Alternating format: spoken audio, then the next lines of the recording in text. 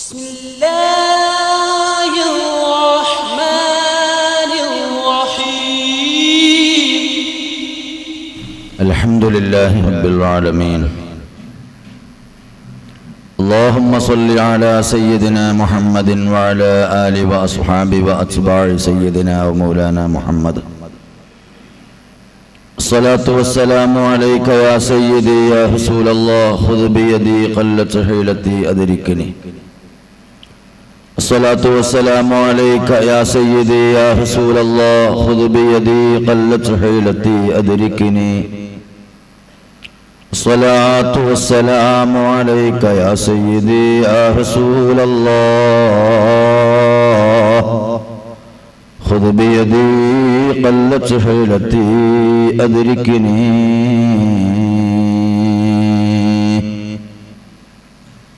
أعوذ بالله من الشيطان الرجيم بسم الله الرحمن الرحيم ولا يحسبن الذين يبخلون بما آتاهم الله من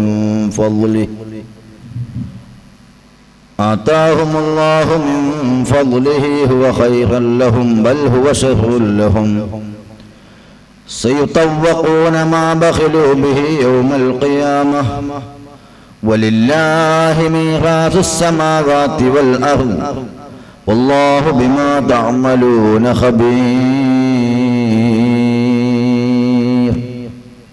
صدق الله مولانا العظيم وصدق وبلغ رسوله النبي الكريم ونحن على ذلك من الشاهدين الشاكرين والحمد لله رب العالمين.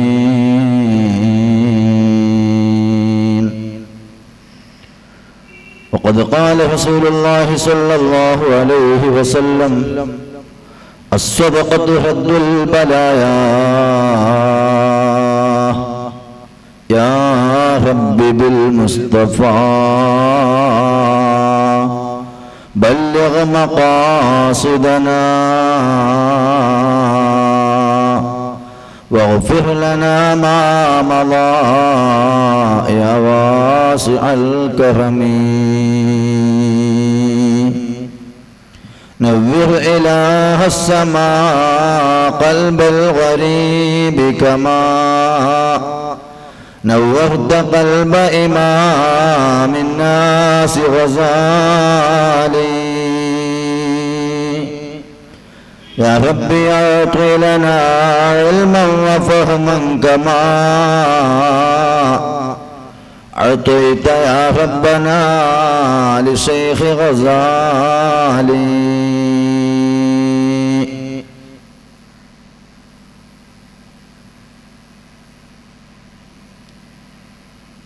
ഏറ്റവും സ്നേഹ ബഹുമാനാദരങ്ങൾ നിറഞ്ഞ സയ്യിദ് തങ്ങൾ ഉസ്താദ് അവറുകളെ,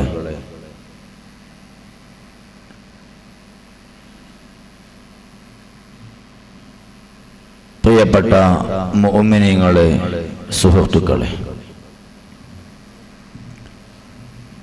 അല്ലാഹു സുബ്ഹാനഹു വ തആല നമ്മുടെ ഈ ഒത്തുചേരൽ അല്ലാഹു തആല സ്വീകരിക്കുന്ന ഒരു കർമ്മമായി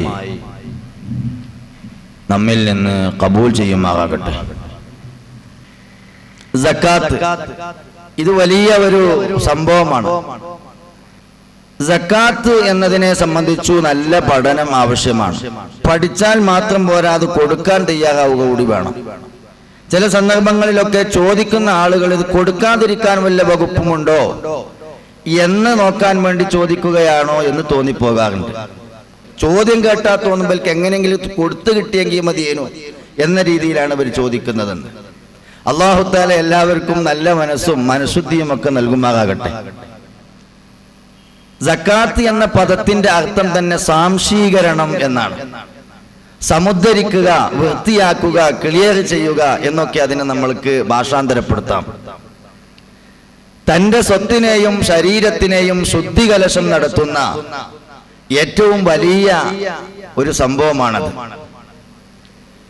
മുസ്ലിമിന്റെ ഏതു ഇബാദത്തുകൾ പരിശോധിച്ചാലും ആ ഇബാദത്തുകളിലെല്ലാം സ്വന്തത്തെ ശുദ്ധീകരിക്കുന്നതും മറ്റുള്ളവരെ സാംശീകരിക്കുന്നതും ആയ പ്രക്രിയകളെ കാണാൻ സാധിക്കുകയുള്ളൂ. ഇബാദത്തിന്റെ മൊത്തം ആകത്തുക പരിശോധിച്ചാൽ ഈ സമൂഹത്തിന്റെ ഒരു നല്ല ജീവിതമാണ് ഇബാദത്തുകൾ വിഭാവനം ചെയ്യുന്നത്.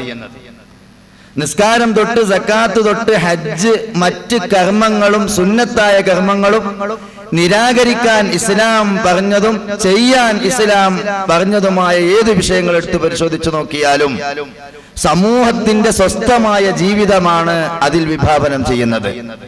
നമ്മെ പടച്ച നാഥനായ അള്ളാഹുവിന് ഒരു ലെവലേശം അത് ആവശ്യമില്ല. അല്ലാഹു തആല മഹാനാണ്. അവന്റെ എല്ലാ പരിപൂർണതകളും ഒത്തു സമ്മേളിച്ച മഹാനായ അല്ലാഹു തആലാക്ക് ഇനി നമ്മൾ ഒരു ഇബാദത്ത് ചെയ്തുകൊണ്ട് ഇമേജ് വർദ്ധിപ്പിക്കേണ്ടതില്ല. ഹബീബായ നബി സല്ലല്ലാഹു അലൈഹി വസല്ലമ തങ്ങൾ ആ വിഷയം നേരത്തെ പറഞ്ഞിട്ടുണ്ട്. പിന്നീട് ഇസ്ലാമിലെ ഏതു ആരാധനകൾ എടുത്ത് പരിശോധിച്ചു നോക്കിയാലും അത് സ്വന്തത്തെ ശുദ്ധീകരിക്കാനും സമൂഹത്തെ സ്വസ്ഥമായി ജീവിപ്പിക്കാനുമാണ് എന്ന് മനസ്സിലാകും. അതുകൊണ്ട് തന്നെ നിങ്ങൾ ആലോചിച്ചു നോക്കൂ, ശരീരം ഉള്ളവർക്ക് ആ ശരീരത്തെ സാംശീകരിക്കാനുള്ള സക്കാത്താണ് ഫിത്ർ സക്കാത്ത്. ഇത് അറിയാത്തവരായി ആരുമില്ല. അന്ന് അസ്തമാന സമയത്ത് അല്ലെങ്കിൽ റമദാൻ 30 പൂർത്തിയാകുന്ന അവസരത്തിൽ അന്ന് ഉള്ള ആളുകൾ ആരൊക്കെയോ അവർക്കൊക്കെ തടിയെണ്ണം നോക്കി തലയെണ്ണം നോക്കി അവർക്ക് സക്കാത്ത് കൊടുക്കണം. കാരണം അവിടെ തടിയാണ് മാനദണ്ഡം. അല്പം തടി കൂടിയ എനിക്ക് അളവ് കൂടുതലോ തീരെ ശേഷിച്ചു പോയ ആളുകൾക്ക് അളവ് കമ്മിയോ ഇല്ല. തടിയെ തലെണ്ണം നോക്കി ആ വിഷയം ഇസ്ലാം കൽപ്പിക്കുകയാണ്. അവിടെയും ഇസ്ലാമിന്റെ കാഴ്ചപ്പാട് നോക്കൂ നിങ്ങൾ. 30 ദിവസത്തെ നീണ്ട ക്യാമ്പയിൻ കാലഘട്ടത്തിന്റെ ശേഷം നമ്മളെ ശരിക്ക് ട്രെയിനിങ് നടത്തി നമ്മെ ബോധിപ്പിച്ചതിന്റെ ശേഷം ഈ ലോകത്തെ രാജ്യത്തെ പട്ടിണിപ്പാവങ്ങളുടെ വയറ്റിൽ കടി മനസ്സിലാക്കിയ സമൂഹത്തെ 30 ദിവസത്തെ നോമ്പനുഷ്ഠിച്ചുകൊണ്ട് അവരെ പാഠം പഠിപ്പിച്ചുകൊണ്ട് അനുഭവിപ്പിച്ച് പാഠം പഠിപ്പിച്ചുകൊണ്ട് പിന്നീട് ശരീഅത്തിന്റെ ഒരു ശബ്ദമാണ് ഇപ്പോൾ നിനക്ക് മനസ്സിലായില്ലേ? മൂഖമായ ഭാഷയിൽ ശരീഅത്തിന്റെ ഭാഗത്തിൽ നിന്നുള്ള ഒരു ശബ്ദമാണത്. യഥാർത്ഥത്തിൽ ആ ശബ്ദം ഇപ്പോഴും ഇങ്ങനെ മുഴങ്ങിക്കേട്ടുകൊണ്ടിരിക്കുകയാണ്. നല്ല കാതുള്ളവർ ആ ശബ്ദം കേൾക്കുന്നുണ്ട്. നീ അനുഭവിച്ച് പാഠം പഠിച്ചില്ലടാ. ഈ ലോകത്തെ പട്ടിണിപ്പാവങ്ങൾ ഹോട്ടലുകളിൽ നിന്ന് തട്ടുന്ന എച്ചിലുകൾക്ക് വേണ്ടി പട്ടികളോടൊപ്പം കടിപിടി കൂടുന്ന ആ പാവങ്ങളുടെ വയറ്റിൽ കടി നിനക്ക് മനസ്സിലായില്ലേ? ഇനി നിന്നോട് ശരീഅത്തിന് ഒരു സംസാരമുണ്ട്. നീ ഈ മനുഷ്യനെ ഏത് വിധവും പരിരക്ഷിക്കാൻ 11 മാസക്കാലം സുസജ്ജമായി നിൽക്കണം. ഇപ്പോൾ നിനക്കതിന്റെ ഉദ്ഘാടനം എന്ന രീതിയിൽ ആദ്യത്തെ കിറ്റ് ഇപ്പോൾ നൽകണം. അതൊരു 3 കിലോ വരുന്ന അരിയായിരിക്കണം. നീ അതിന്റെ പൈസ കൊടുത്താൽ പോരാ. അത് നീ വിശന്ന് അനുഭവിച്ച് പാഠം പഠിച്ചതിന്റെ അടിസ്ഥാനത്തിൽ നീ അരി തന്നെ നൽകണം. എന്തൊരു അധ്യാപനമാണത്! ശരിക്കും മനുഷ്യന്മാരെ അനുഭവിപ്പിച്ച് പാഠം പഠിപ്പിച്ചു ഈ രംഗത്ത്. ഇങ്ങനെ നോക്കുമ്പോൾ ഒരുപക്ഷെ നാം ചെയ്യുന്ന ഇബാദത്തുകൾ സമൂഹത്തിന്റെ സ്വസ്ഥമായ ജീവിതത്തെ നേരിട്ടിടപെടുകയോ അല്ലെങ്കിൽ ഒരു വാസിത്തയോടെ ഒരു മാധ്യമത്തോടെ സമൂഹത്തിന്റെ ഉന്നമനത്തിൽ ഇടപെടുകയോ ചെയ്യുന്നതായി കാണാൻ സാധിക്കും.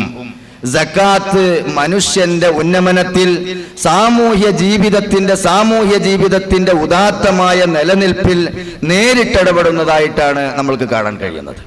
സക്കാത്ത് 10 രൂപ അല്ലെങ്കിൽ 50 രൂപ നേരിട്ട് ഒരു സാധുവിന്റെ കയ്യിൽ കൊടുക്കുമ്പോൾ ഈ സമൂഹത്തിന്റെ ഈ സ്വസ്ഥമായ ജീവിതത്തിൽ സന്തോഷദായകമായ ജീവിതത്തിൽ ശരീഅത്ത് നേരിട്ട് ഇടപെടുകയാണ്. ഇവനെ നേരിട്ട് ഇടപെടുത്തുകയാണ്. അതുകൊണ്ട് ശരീരത്തിന് സക്കാത്തുണ്ട്.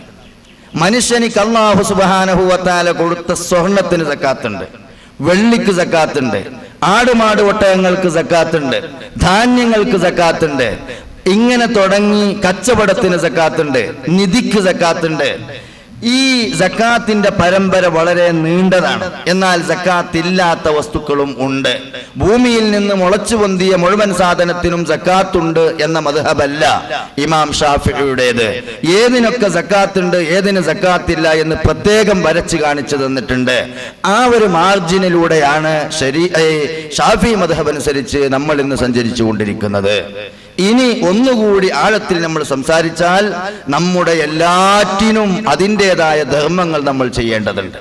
നമ്മൾക്കൊരു സ്ഥാനമാനമുണ്ടായാൽ അതിനൊരു സക്കാത്തുണ്ട്. നമ്മൾക്കൊരു ഒരു ഇമേജ് കിട്ടിയാൽ അതിനൊരു സക്കാത്തുണ്ട്. എന്താണ്? എനിക്ക് അല്ലാഹു തആല ഒരു സ്ഥാനമാനം തന്നെങ്കിൽ അതിന്റെ സക്കാത്ത് എന്താണ്? ആ സ്ഥാനമാനം വെച്ചുകൊണ്ട് ഏതെങ്കിലും ഒരാൾക്കൊരു റെക്കമെൻഡേഷൻ ചെയ്യാൻ പറ്റുമെങ്കിൽ ആ ചെയ്തു കൊടുക്കുക എന്നത് അല്ലാഹു തആല എനിക്ക് തന്ന സ്ഥാനമാനത്തിന്റെ സക്കാത്താണ്. അവൻ അവിടെ മസില് പിടിക്കാൻ പാടില്ല. നിങ്ങൾ അയാളോട് ചെന്നിട്ട് എന്റെ വിഷയം ഒന്ന് ശരിയാക്കി തരാൻ പറയോ എന്ന് ചോദിക്കുമ്പോൾ അവൻ ചിന്തിക്കേണ്ടത് ഇയാൾ എന്റെ അടുക്കൽ വന്നത് എന്തിനാ? ഇത് ഞാൻ പറഞ്ഞാൽ കേൾക്കുമെന്നത് കൊണ്ടല്ലേ ഇയാൾ എന്റെ അടുക്കൽ വന്നത്. ആ സന്ദർഭത്തിൽ ഇവൻ തലക്കനമുണ്ടാവാൻ പാടില്ല.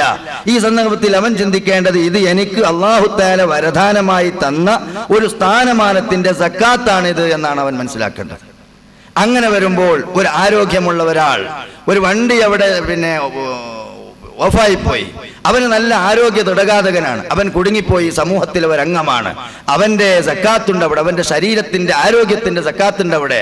ആ വണ്ടി ഒന്ന് തള്ളിക്കൊടുക്കൽ അവന് ആരോഗ്യം കൊടുത്തതിന്റെ സക്കാത്താണ്. അവനിക്ക് സമയമുണ്ട്, ആ സംഘടനാ പ്രവർത്തനം, ആ സമയത്തിന്റെ ഒരു വിഹിതം സംഘടനാ പ്രവർത്തനത്തിന് വേണ്ടി നീക്കിവെക്കുന്നത് ആ സമയത്തിന് നൽകുന്ന സക്കാത്താണ്. അള്ളാഹുവിന്റെ ദീനിന് വേണ്ടി അല്പസമയം നമ്മൾ ചെലവഴിക്കുന്നത് നമ്മൾ അള്ളാഹുവിന്റെ വേണ്ടി നൽകുന്ന ഒരു സക്കാത്താണത്.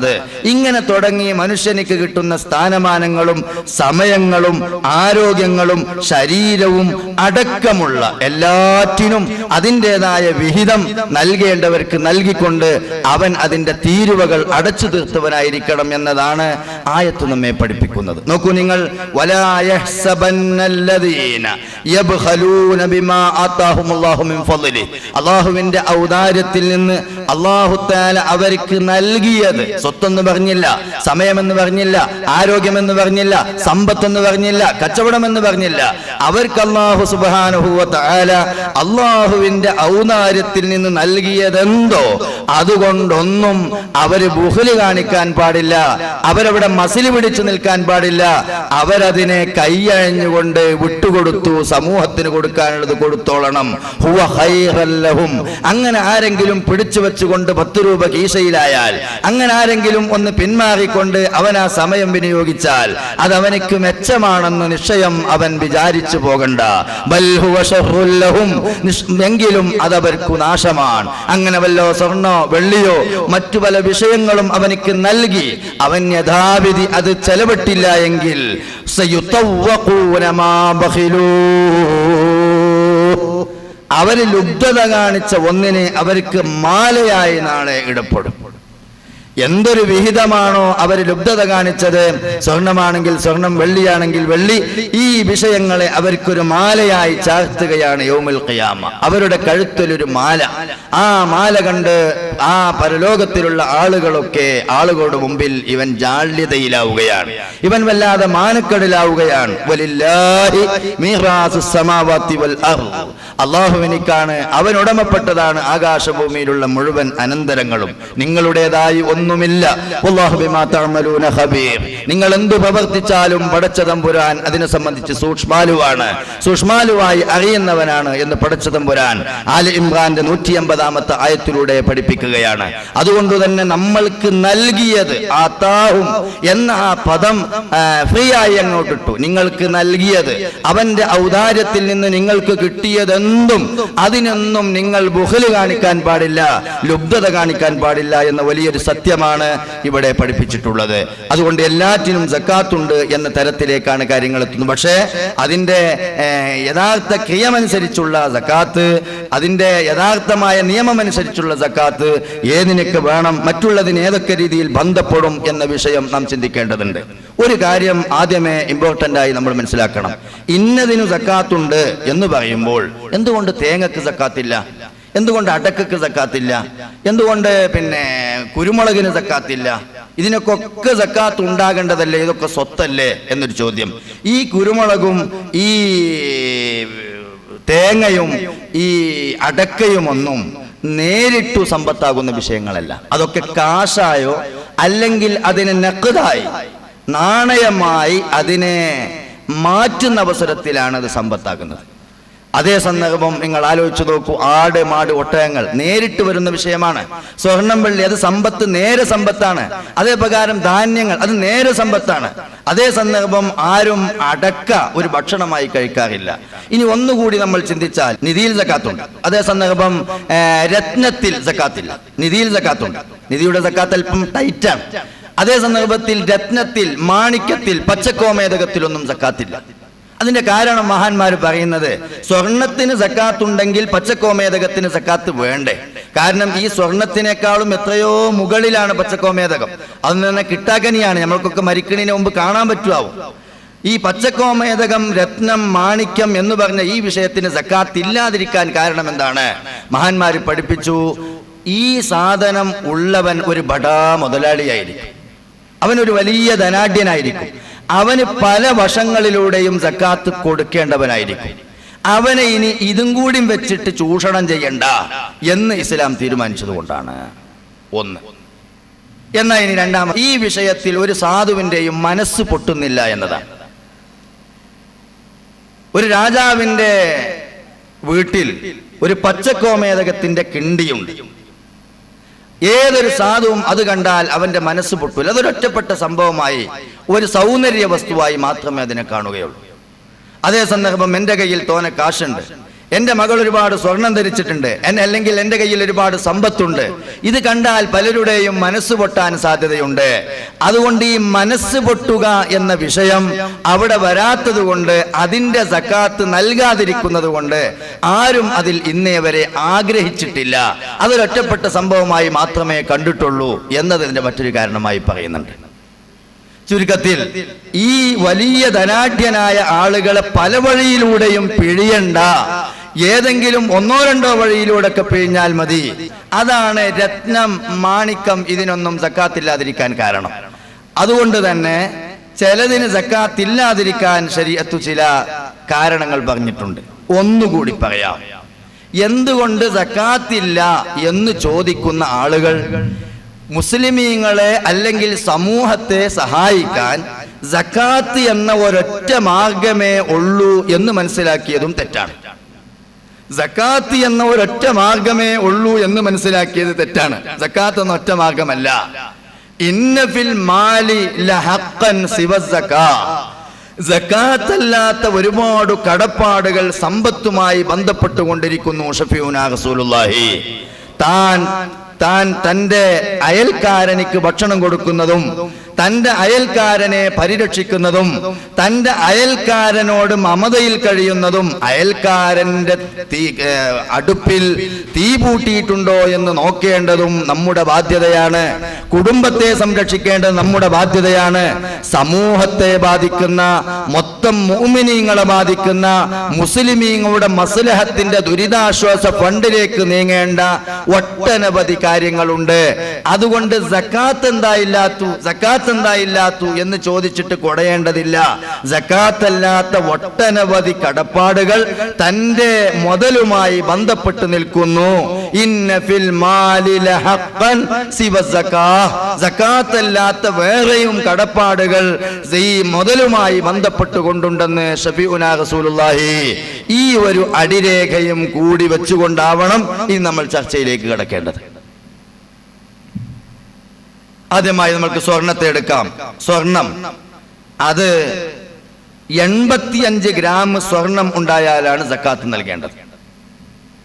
85 ഗ്രാം സ്വർണമാവണം. ഹുലിയ് എന്ന് പറഞ്ഞാൽ ആ പദത്തിന്റെ അർത്ഥം തന്നെ ഉപയോഗിക്കുന്ന ആഭരണം എന്നാണ്. ഹില്യത്ത് എന്ന് പറഞ്ഞാൽ ഉപയോഗിക്കുന്നത്, ആഭരണം. ഉപയോഗിക്കുക എന്ന ലക്ഷ്യത്തോടുകൂടി പണിതതോ ഉപയോഗിക്കുക എന്ന ലക്ഷ്യത്തോടുകൂടി വാങ്ങിച്ചു കൊണ്ടുവന്നതോ ആയ സാധനങ്ങൾക്കാണ് സക്കാത്ത് നൽകേണ്ടത്. അതേ സന്ദർഭം ആഭരണങ്ങൾ ആ കൂട്ടത്തിൽ നിന്ന് ഒഴിവാണ്. അപ്പോൾ 85 ഗ്രാം എന്ന് പറഞ്ഞാൽ ഒരു പവൻ 8 ഗ്രാമാണ്. 85 ഗ്രാം സ്വർണമുണ്ടാകുന്ന അവസരത്തിലാണ് സക്കാത്ത് നൽകേണ്ടത്. അപ്പോൾ 8 പവനും 8.5 പവനും 1 ഗ്രാമും ഉണ്ടാകും. 85 ഗ്രാം. മകളെ കെട്ടിക്കാൻ വേണ്ടി 10 കോയിൻ ഗൾഫിൽ നിന്ന് കൊണ്ടുവന്നു. മകളെ കെട്ടിക്കാൻ വേണ്ടി 10 കോയിൻ കൊണ്ടുവന്നപ്പോൾ അത് ഒരു വർഷം കഴിഞ്ഞ് മകളെ എന്നാ കെട്ടിക്കുന്നത്? മകളെ കെട്ടിക്കണമെങ്കിൽ ഇനി 3-4 വർഷം കഴിയണം. എന്നാൽ ആ 10 കോയിൻ അതിന്റെ 40-ൽ 1 ഭാഗം 2.5% 10-ൽ 1/4 സക്കാത്ത് കൊടുക്കണം. ഇതിലെ ഏതെങ്കിലും ഒരു പദം ഇനി എൻ്റെ സംസാരത്തിൽ കടന്നു വരും. ഒരുപക്ഷെ 40-ൽ 1 എന്ന് പറയും, അല്ലെങ്കിൽ 2.5% എന്ന് പറയും, അല്ലെങ്കിൽ 10-ൽ 1/4 എന്ന് പറയും. ഇത് മൂന്നും ഒന്നാണ്. കണക്കൂട്ടിയാൽ അറിയാം, 1,00,000 രൂപയുടെ 2.5% എന്ന് പറഞ്ഞാൽ 2,500 രൂപയാണ്. ഈ സ്വർണത്തിന്റെ സക്കാത്ത് അതാണ്. ആഭരണത്തിൽ സക്കാത്ത് ഇല്ല. പക്ഷെ ആഭരണം അമിതമായാൽ സക്കാത്ത് ഉണ്ട്. ഈ അമിതത്തിന്റെ മഴന ഇന്ന് ചില ആളുകൾ തെറ്റിദ്ധരിച്ചതുപോലെയല്ല. ഈ അമിതത്തിന്റെ മഴന ഓരോ ആഭരണവും അതിനൊരു കണക്കുണ്ട്. ഒരു വളക്കൊരു കണക്കുണ്ട്, ഒരു മാലക്കൊരു കണക്കുണ്ട്, ഒരു താലിക്കൊരു കണക്കുണ്ട്, ഒരു അരഞ്ഞാണിനൊരു കണക്കുണ്ട്. ആ കണക്കിനേക്കാളും കൂടുതലായാൽ എന്നാണ് അതിൻ്റെ അർത്ഥം. അത് ബഹുമാനപ്പെട്ട സൈനുദ്ദീൻ മഖ്ദൂം തങ്ങൾ ഫതുഹുൽ മുഈനിൽ ആ കാര്യം വളരെ വിശദീകരിച്ചിട്ടുണ്ട്. 2 പാദസാരം, അതിന്റെ 2 പാദസാരത്തിന്റെ അതിലെ ഒരു പാദസാരം, അതിന്റെ ഒരു പാദസാരം തന്നെ ഏകദേശം ഒരു 10 കിലോനൊക്കെ വരണം. അപ്പോഴാണ് ഈ പാദസാരത്തിന്റെ അമിതം വരുന്നത്. അപ്പൊ പിന്നെ നമ്മൾ പാദസാരം എന്നല്ല പറയാ, പാതാളം എന്ന് പറയേണ്ടതായി വരും.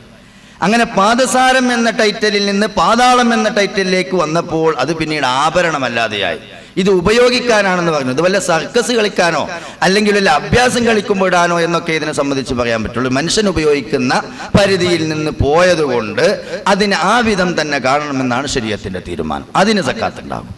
അതേ സന്ദർഭം ഒരാളിന് 10-40 പവൻ, 50 പവൻ, അതല്ലെങ്കിൽ ഒരു 75 പവൻ, 100 പവൻ, അതിങ്ങനെ ഒരു സൽക്കാരത്തിന് പോകുമ്പോൾ ഒരു മാലിടുന്നു, മറ്റേ സൽക്കാരത്തിന് പോകുമ്പോൾ മറ്റൊരു മാലിടുന്നു, മറ്റേ സൽക്കാരത്തിന് പോകുമ്പോൾ നമ്മൾ ഡ്രസ്സൊക്കെ മാറ്റുന്നത് പോലെ ആഭരണം, ഉപയോഗിക്കുന്ന ആഭരണത്തിൽ സക്കാത്ത് നൽകാൻ മാത്രം ശൂന്യമല്ല ഇസ്ലാം. എന്തുകൊണ്ട്? എന്താണത് കാരണം?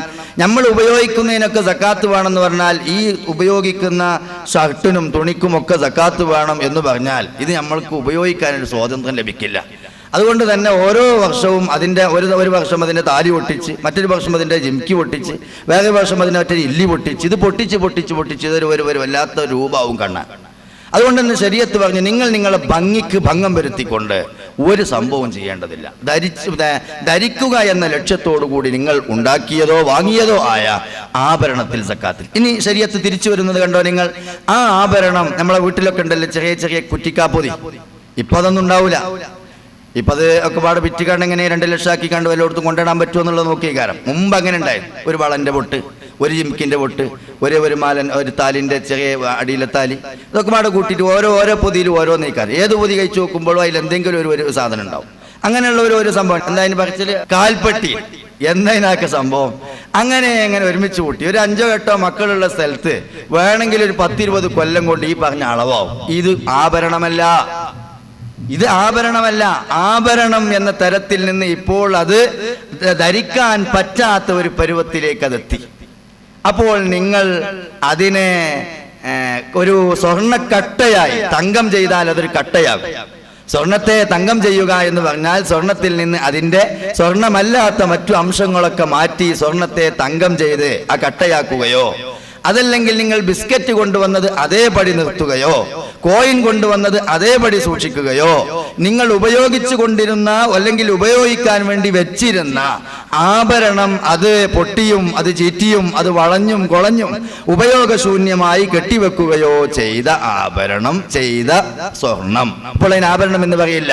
ആ സ്വർണം അത് 10.5 പവൻ ഒരു വർഷം അവന്റെ കയ്യിൽ നിന്നാൽ അടുത്ത അറബി മാസ ഡേറ്റ് അനുസരിച്ച് വരുമ്പോൾ അതിന്റെ 40-ൽ 1 ഭാഗം ആ സ്വർണത്തിൽ നിന്ന് എടുത്തുകൊണ്ട് തന്നെ സക്കാത്ത് കൊടുക്കണം. ഇനി അവിടെ ഒരു തരി ഒടയാൻ ബാക്കിയില്ല. ഇനി നിങ്ങൾക്കുള്ള ഒരു പ്രശ്നം എന്താന്ന് വെച്ചാൽ, ഇനിയിപ്പോ 2 സംശയമാണ് അവിടെ നിലനിൽക്കുക. ഒന്നാമത്തെ സംശയം, ഈ ധരിച്ചു കൊണ്ടിരുന്ന ആഭരണം അത് ധരിക്കുക എന്ന ലക്ഷ്യത്തോടു കൂടി ഉണ്ടാക്കിയതാണെങ്കിലും ഈ മകളെ കെട്ടിക്കുന്നത് 4 വർഷം കഴിഞ്ഞിട്ടാ ഉസ്താദെ, ആയിക്കോട്ടെ. അതുവരെ ഈ കുട്ടിക്ക് ഈ പണം കൊടുത്തിട്ടില്ല, ആയിക്കോട്ടെ, വേണ്ട, നിങ്ങൾ തരണ്ട, നിങ്ങൾ കൊടുക്കണ്ട. അത് ധരിക്കുക എന്ന ലക്ഷ്യത്തോടു കൂടി വാങ്ങിച്ചു വെച്ചത്. ധരിക്കലും ധരിക്കാതിരിക്കലും അവന്റെ സ്വാതന്ത്ര്യമാണ്. ഇനി ഒരാൾക്ക് സ്വർണം സൂക്ഷിക്കണം, അതിനിപ്പോൾ അടുത്ത ചോദ്യം, സാധേ ഓൻ അവിടെ വെളു കാട്ടിയതാണെങ്കിലോ? ഇസ്ലാമിക ഭരണം നടക്കുന്ന സ്ഥലത്ത് ഓനെന്ത് ചെയ്തു എന്ന് വെച്ചാല് ഓനെ സ്വർണം സൂക്ഷിക്കണം. ഇനി ഇവൻ എന്ത് ചെയ്തു? ജ്വല്ലറിയിൽ പോയി ധരിക്കുന്ന ആഭരണത്തിന്റെ ശൈലിയിലുള്ള മാലയും താലിയും ജിംകിയും ഒക്കെ വാങ്ങിയിട്ട് കൊണ്ടുവന്നിട്ട് അവിടെ സൂക്ഷിച്ചു. എന്തിനാണ് ഓന ആ വിധം സൂക്ഷിച്ചത്? ഓനത് കോയിനാക്കി സൂക്ഷിച്ചുകൂടായിരുന്നോ? ഓനത് ബിസ്ക്കറ്റാക്കി സൂക്ഷിച്ചുകൂടായിരുന്നോ? അല്ല, ആഭരണായ സക്കാത്ത് വേണ്ടാന്ന്. അപ്പൊ ഇസ്ലാമിക ഭരണം നടക്കുന്ന കാലഘട്ടത്തിൽ ഇമാം അവനെ ശാസിച്ചോടോ, എൻ്റെ അടുത്ത് ഒരുപാട് സ്വത്തുണ്ടല്ലോ, നീ എന്താ അത് പിരിച്ചെടുത്ത് കൊടുക്കാനുള്ള അധികാരം ഇസ്ലാമിക ഭരണം നടക്കുന്ന സ്ഥലത്തും ഇല്ല. അത് മറ്റൊരു വിഷയമാണ്, എല്ലാം പറയാൻ നമുക്ക് സമയമുണ്ടേനും.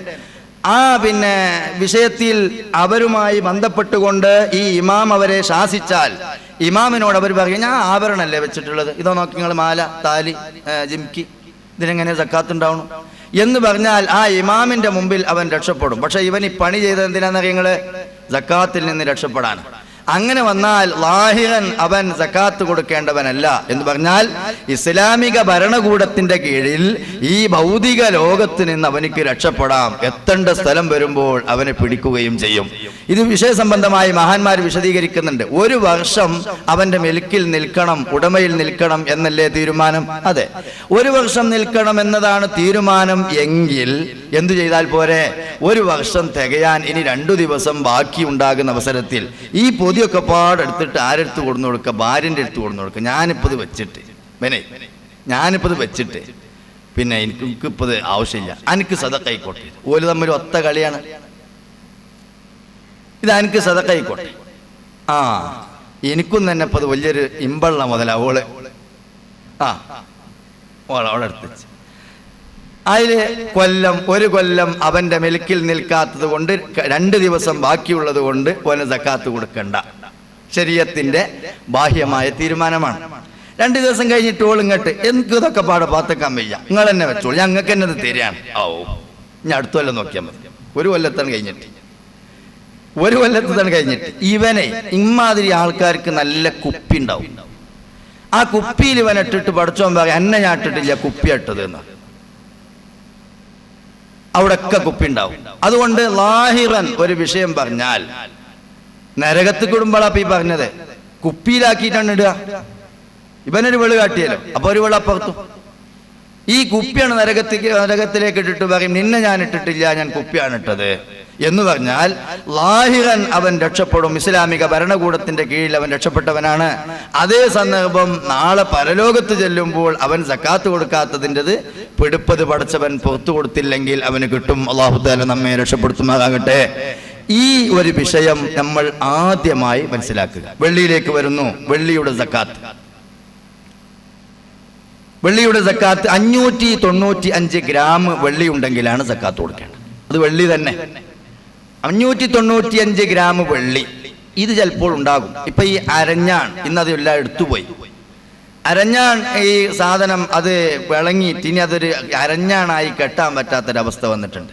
1 കിലോ ഉണ്ടായാൽ 595 ഗ്രാം മതി. ഇതിന് 600 ഗ്രാമിന് 5 ഗ്രാം കമ്മിയായാൽ സക്കാത്ത് കൊടുക്കണം. അപ്പൊ സ്വർണത്തിനേക്കാളും അല്പം കൂടി ചാൻസ് ഉള്ളതാണ് വെള്ളി. അപ്പൊ 595 ഗ്രാം വെള്ളി ഉണ്ടായാൽ ഇതിൽ നിന്ന് ആ സക്കാത്ത് കൊടുക്കണം. ഇത് ചിലവർ തെറ്റിദ്ധരിച്ചൊരു വിഷയമുണ്ട്. അപ്പോഴും അവർ ഇതിന്റെ കാശ് കണക്കൂട്ടി കൊടുക്കലുണ്ട്. അല്ല, സ്വർണവും വെള്ളിയും ആ സ്വർണത്തിൽ നിന്നും വെള്ളിയിൽ നിന്നുമാണ് സക്കാത്ത് നൽകേണ്ടത്. 595 ഗ്രാം വെള്ളി അത് തന്നെയാണ്. 595 ഗ്രാം വെള്ളി ഉണ്ടായാൽ വെള്ളിയുടെയും സക്കാത്തായി. ഇനി അവിടെയും നേരത്തെ നമ്മൾ പറഞ്ഞ ആഭരണത്തിന്റെ വകുപ്പുകളൊക്കെ വരുന്നുണ്ട്. ആഭരണമായി സൂക്ഷിച്ചാൽ, വെള്ളിക്കട്ടയായി സൂക്ഷിച്ചാൽ അതിന് സക്കാത്ത് ഉണ്ടാവും. ആഭരണം ധരിക്കണം എന്ന ലക്ഷ്യത്തോടു കൂടി, ഉപയോഗിക്കണം എന്ന ലക്ഷ്യത്തോടു കൂടി കൊണ്ടുവന്നതോ അല്ലെങ്കിൽ വാങ്ങിയതോ ആയ സാധനമാണെങ്കിൽ അതിന് സക്കാത്തില്ല. അത് പിന്നീട് അവന് കേടുവന്ന് ഉപയോഗശൂന്യമായാൽ വീണ്ടും അതിന് സക്കാത്ത് വരികയാണ്. ഇനി പൈസയുടെ സക്കാത്ത്. ഇപ്പോൾ നമ്മുടെ കേരളത്തിൽ തന്നെ പൈസക്ക് സക്കാത്തില്ലെന്ന് പറയുന്ന ഒരു പറ്റം ആളുകൾ ജീവിക്കുന്നുണ്ട്. യഥാർത്ഥത്തിൽ ബാക്കിയുള്ള ഖുർആനിലേക്കും തിരുസുന്നത്തിലേക്കും ഒക്കെ നമ്മൾ കടന്നു ചെല്ലുന്നതിന്റെ മുമ്പ് ഈ കൂട്ടത്തിൽ, ഞാൻ ഇതുവരെ പറഞ്ഞ കൂട്ടത്തിൽ നിങ്ങളുടെ ആരുടെയെങ്കിലും ജീവിതത്തിൽ സ്വർണത്തിന് സക്കാത്ത് കൊടുത്തിട്ടുണ്ടോ? നമ്മളിപ്പോൾ ഇവിടെ ഒരു വിഷയത്തിന് വേണ്ടി നാളെ മാറും, അല്ലെങ്കിൽ ഇന്ന് വൈകുന്നേരം മാറും, ചിലപ്പോൾ അമേരിക്കക്കാരൻ ഒന്ന് കണ്ണു തിരുമ്പി നീച്ചുമ്പോത്തിന് വീണ്ടും മാറും. അത് യഥാർത്ഥത്തിൽ ഒരു സംവിധാനമാണ്.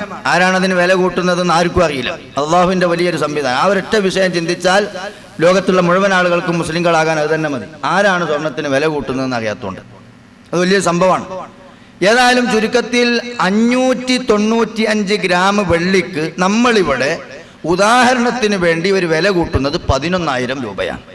അത് ഉദാഹരണം മാത്രമാണ്. ഇനി ഇന്നത്തെ കണക്ക് നോക്കി നിങ്ങൾ മാർജിൻ നോക്കി അതിന് തീരുമാനിക്കേണ്ടതാണ്. 10,000 രൂപ 595 ഗ്രാം വെള്ളിക്ക് നമ്മൾ കൂട്ടിക്കഴിഞ്ഞാൽ ഈ 11,000 രൂപ ഒരു വർഷം തൻ്റെ കയ്യിലിരുന്നാൽ അതെനിക്ക് സക്കാത്ത് കൊടുക്കണം. ഇവിടെയാണ് നമ്മൾ കൂടുതൽ വിശകലനം ചെയ്യേണ്ടത്. ഒരു വർഷം കയ്യിലിരുന്നാൽ എന്ന് പറഞ്ഞതിൻ്റെ അർത്ഥം ഇത് ഒരു രേഖയാണ്. യഥാർത്ഥത്തിൽ ഞാൻ എൻ്റെ കീശയിൽ നിന്ന് ഒരു 10,000 രൂപ ബഹുമാനപ്പെട്ട തങ്ങൾ ഉസ്താദിന്റെ കയ്യിലേക്ക് നീക്കിയാൽ അത് വെറുതെ നീങ്ങൂല. ലോക ബാങ്കിൽ ഈ 10,000 രൂപക്കുള്ള മൂല്യമാകുന്ന 595 ഗ്രാം വെള്ളി എൻ്റെ ഈ സ്റ്റേജിൽ നിന്ന് ഇതേ ലെവലിൽ ഇത് പതിയെ അങ്ങോട്ട് നീങ്ങി. ഇപ്പൊ നിങ്ങൾക്കിത് രൂപപ്പെടുന്നുണ്ടാവും. യഥാർത്ഥത്തിൽ അല്ലെങ്കിൽ എന്ത് സുഖ, എന്തിനാണ് ഇപ്പൊ ഈ പണിയും ബേജാറും ഗൾഫും രാഷ്ട്രമൊക്കെ? നമ്മൾ ഇത്ര കിടങ്ങേറായി ഈ ആണവ കരാറിനൊക്കെ നിൽക്കണെന്തിനാ? നമ്മൾക്ക് നോട്ടടിച്ച് കാണാൻ വിതരണം ചെയ്താൽ പോരെ? ഇതിനൊരു കണക്കുണ്ട്. ആ കണക്ക് എന്താ?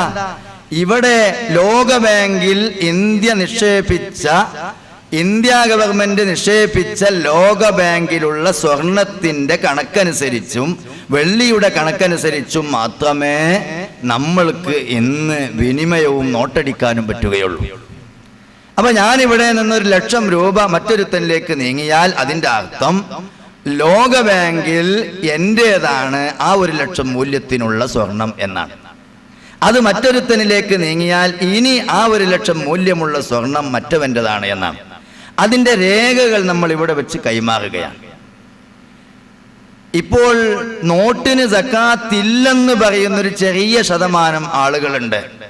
ആ ആളുകൾ പറയുന്ന ഇത് നോട്ടല്ലേ എന്നാ. എന്നാൽ നമ്മൾ പറയണ ഞങ്ങൾക്ക് അതാണ് ആവശ്യം.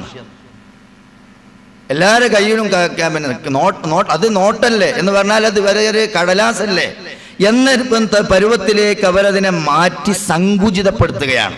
യഥാർത്ഥത്തിൽ ഇതൊരു രേഖയാണ്. ഈ രേഖ ഇത് കൊണ്ടു നടക്കാൻ വലിയ പ്രയാസമായതുകൊണ്ട് നിങ്ങൾ ആലോചിച്ച് നോക്കൂ, ആ വെള്ളിയും ആ സ്വർണവും ഒക്കെ ഇപ്പോഴും നാണയമായിട്ട് ഉപയോഗിക്കുന്നു എങ്കിൽ എന്തായിരിക്കും അവസ്ഥ? ഗൾഫിലേക്ക് പോകുന്ന ഒരാൾ, അയാൾക്ക് അവലും കുറിയരിയൊക്കെ കൊണ്ടുപോകാൻ പറ്റുമോ? ഇത് താങ്ങി നടക്കണ്ടേ? ഇപ്പോൾ ഇന്തോനേഷ്യയിൽ നിന്നൊക്കെ വരുന്ന ആളുകൾക്ക് തന്നെ നോട്ട് സൂക്ഷിക്കാൻ വലിയ പ്രയാസ. എന്തുകൊണ്ട്? അവര് ഒരു നോട്ട് തന്നെ 10,000 1,00,000 ആയതുകൊണ്ട് അത്ര പ്രയാസമില്ലെങ്കിലും അവർ നല്ലവണ്ണം നോട്ട് കൊണ്ടുവരണം. ചുരുക്കത്തിൽ ഈ നാണയങ്ങൾ അത് യഥോചിതം ഇപ്പോൾ വിനിമയത്തിൽ നിൽക്കുകയാണെങ്കിൽ ഒരു ചരക്കും ഒരു സ്ഥലത്തേക്കും കൊണ്ടുപോകാൻ പറ്റില്ല. ഇത് തന്നെ ഉണ്ടാകും, താങ്ങാൻ മാത്രം. അതുകൊണ്ട് ഈ ഒരു സുഖത്തിന് വേണ്ടി ഒരു ബദൽ സംവിധാനം കണ്ടതാണ് നോട്ട്. അതുകൊണ്ട് 5 രൂപ നമ്മൾ കീറുന്നില്ല, അതൊരു കടലാസാന്ന് പറഞ്ഞിട്ട്. 10 രൂപ നമ്മൾ ചുരുട്ടി മടക്കി കുപ്പയിലേക്ക് ഇടുന്നില്ല, അത് കടലാസാന്ന് പറഞ്ഞിട്ട്. അതേ സന്ദർഭം ഇതിൽ ഈ നോട്ടിൽ ഒരു യാഥാർത്ഥ്യമുണ്ട്. ആ യാഥാർത്ഥ്യം യഥാർത്ഥത്തിലുള്ള സ്വർണത്തിൻ്റെയും വെള്ളിയുടെയും വിനിമയം ലോക ബാങ്കിൽ സാങ്കല്പികമായി നടന്നുകൊണ്ടിരിക്കുന്നു എന്നതാണ്. നമ്മൾ ഇങ്ങോട്ട് നീക്കുമ്പോൾ എൻ്റെ സമീപത്തേക്ക് ആ സ്വർണം നീങ്ങുന്നു, അങ്ങോട്ട് മറ്റൊരാളിലേക്ക് നീങ്ങുമ്പോൾ അത് അദ്ദേഹത്തിൻ്റെ സമീപത്തേക്ക് നീങ്ങുന്നു. ഇതൊരു സാങ്കല്പിക യന്ത്രമാണ്. ഇത് ലോകത്തിൻ്റെ നിലനിൽപ്പിന് ആവശ്യമാണ്. അതുകൊണ്ട് നോട്ടിന് സക്കാത്തില്ലെന്ന് പറഞ്ഞത് ശൂന്യമാണ്, ബുദ്ധിശൂന്യമാണ് എന്ന് നിങ്ങൾ മനസ്സിലാക്കണം. അതിന്റെ പുറമെ നോട്ടിന് സക്കാത്തില്ലെന്ന് പറഞ്ഞാൽ ഈ അള്ളാഹുവിന്റെ ദുന്യാവിൽ റിയാലിനും ഡോളറിനും അതേപ്രകാരം തന്നെ നോട്ടിനും ഒന്നും സക്കാത്തില്ലെന്നാണ് വാദമെങ്കിൽ ഈ ലോകത്ത് സക്കാത്തിന്റെ വാതിൽ തന്നെ കൊട്ടിയടക്കപ്പെട്ടു പോകും. സാധുക്കൾ നരകിച്ചു പോകും. സാധുക്കളായ ആളുകൾ ഈ ലോകത്ത് സ്വസ്ഥമായി ജീവിക്കണമെങ്കിൽ സക്കാത്ത് എന്ന ആ ഒരു തസ്തിക തന്നെ എടുത്തു മാറ്റപ്പെട്ടു പോകും. ഞാൻ സക്കാത്ത് കൊടുക്കുന്നവനാകണമെങ്കിൽ എനിക്ക് സ്വർണമായി അത് തന്നെ ഉപയോഗശൂന്യമായതോ ഉപയോഗം എന്ന ലക്ഷ്യമില്ലാത്തതോ ആയ സ്വർണമോ വെള്ളിയോ ഉണ്ടെങ്കിൽ മാത്രമേ സാധുവിന്റെ വിഷമത്തിലേക്ക് എന്റെ ഭാഗത്തിൽ നിന്ന് വിഹിതം നീങ്ങുകയുള്ളൂ എന്ന ഒരു പരിതസ്ഥിതി വന്നാൽ അങ്ങനെ ഒരു ശരീഅത്തുണ്ടാകുമോ മക്കളെ? അല്ലാഹുവിന്റെ വളുഉന്നിലാഹിയുൻ സായിഖുൽ ലിദബിൽ ഖൂലി മാ ഹുവ ഖൈറുൽ ലഹും ബിദാത്ത്. സമൂഹത്തിന്റെ പരമോന്നതമായ ഉദാത്തമായ ഉത്കൃഷ്ടമായ ജീവിത പദ്ധതികൾ ആവിഷ്കരിച്ചുകൊണ്ട് അല്ലാഹു തആല സംസ്ഥാപിച്ച ഒരു മതത്തിൽ ഇങ്ങനെ ഒരു നിയമം കേട്ടുകേൾവി ഉണ്ടാകുമോ മക്കളെ? ഒരിക്കലും ആ വാദം അബദ്ധജടിലമാണ്, ബുദ്ധിശൂന്യമാണെന്ന് പ്രഖ്യാപിക്കാൻ ഈ സദസ്സ് ഉപയോഗപ്പെടുത്തുകയാണ്. ഇനി നമ്മൾക്ക് ഖുർആനിലേക്കും സുന്നത്തിലേക്കും കിതാബിന്റെ ഉദ്ധരണികളിലേക്കും തിരിച്ചു വന്നാലും ഈ വസ്തുത വളരെ വ്യക്തമായി മനസ്സിലാക്കാൻ സാധിക്കും. ഞാൻ ആ ഭാഗത്തേക്ക് കടക്കുന്നില്ല. അതേ സന്ദർഭം ഈ പൈസയിൽ നമ്മൾ സൂക്ഷിക്കേണ്ട മറ്റൊരു കാര്യമുണ്ട്. പൈസയിൽ നമ്മൾ സൂക്ഷിക്കേണ്ട മറ്റൊരു വിഷയം എന്താണ്? 10,000 രൂപ ഈ മാസം ഒരു മകൻ അയച്ചു. ആ 10,000 രൂപ നമ്മുടെ കയ്യിലിരിക്കെ, ആ 10,000 രൂപ നമ്മുടെ കയ്യിലിരിക്കെ മറ്റൊരു 10,000 മറ്റൊരു മകൻ അയച്ചു.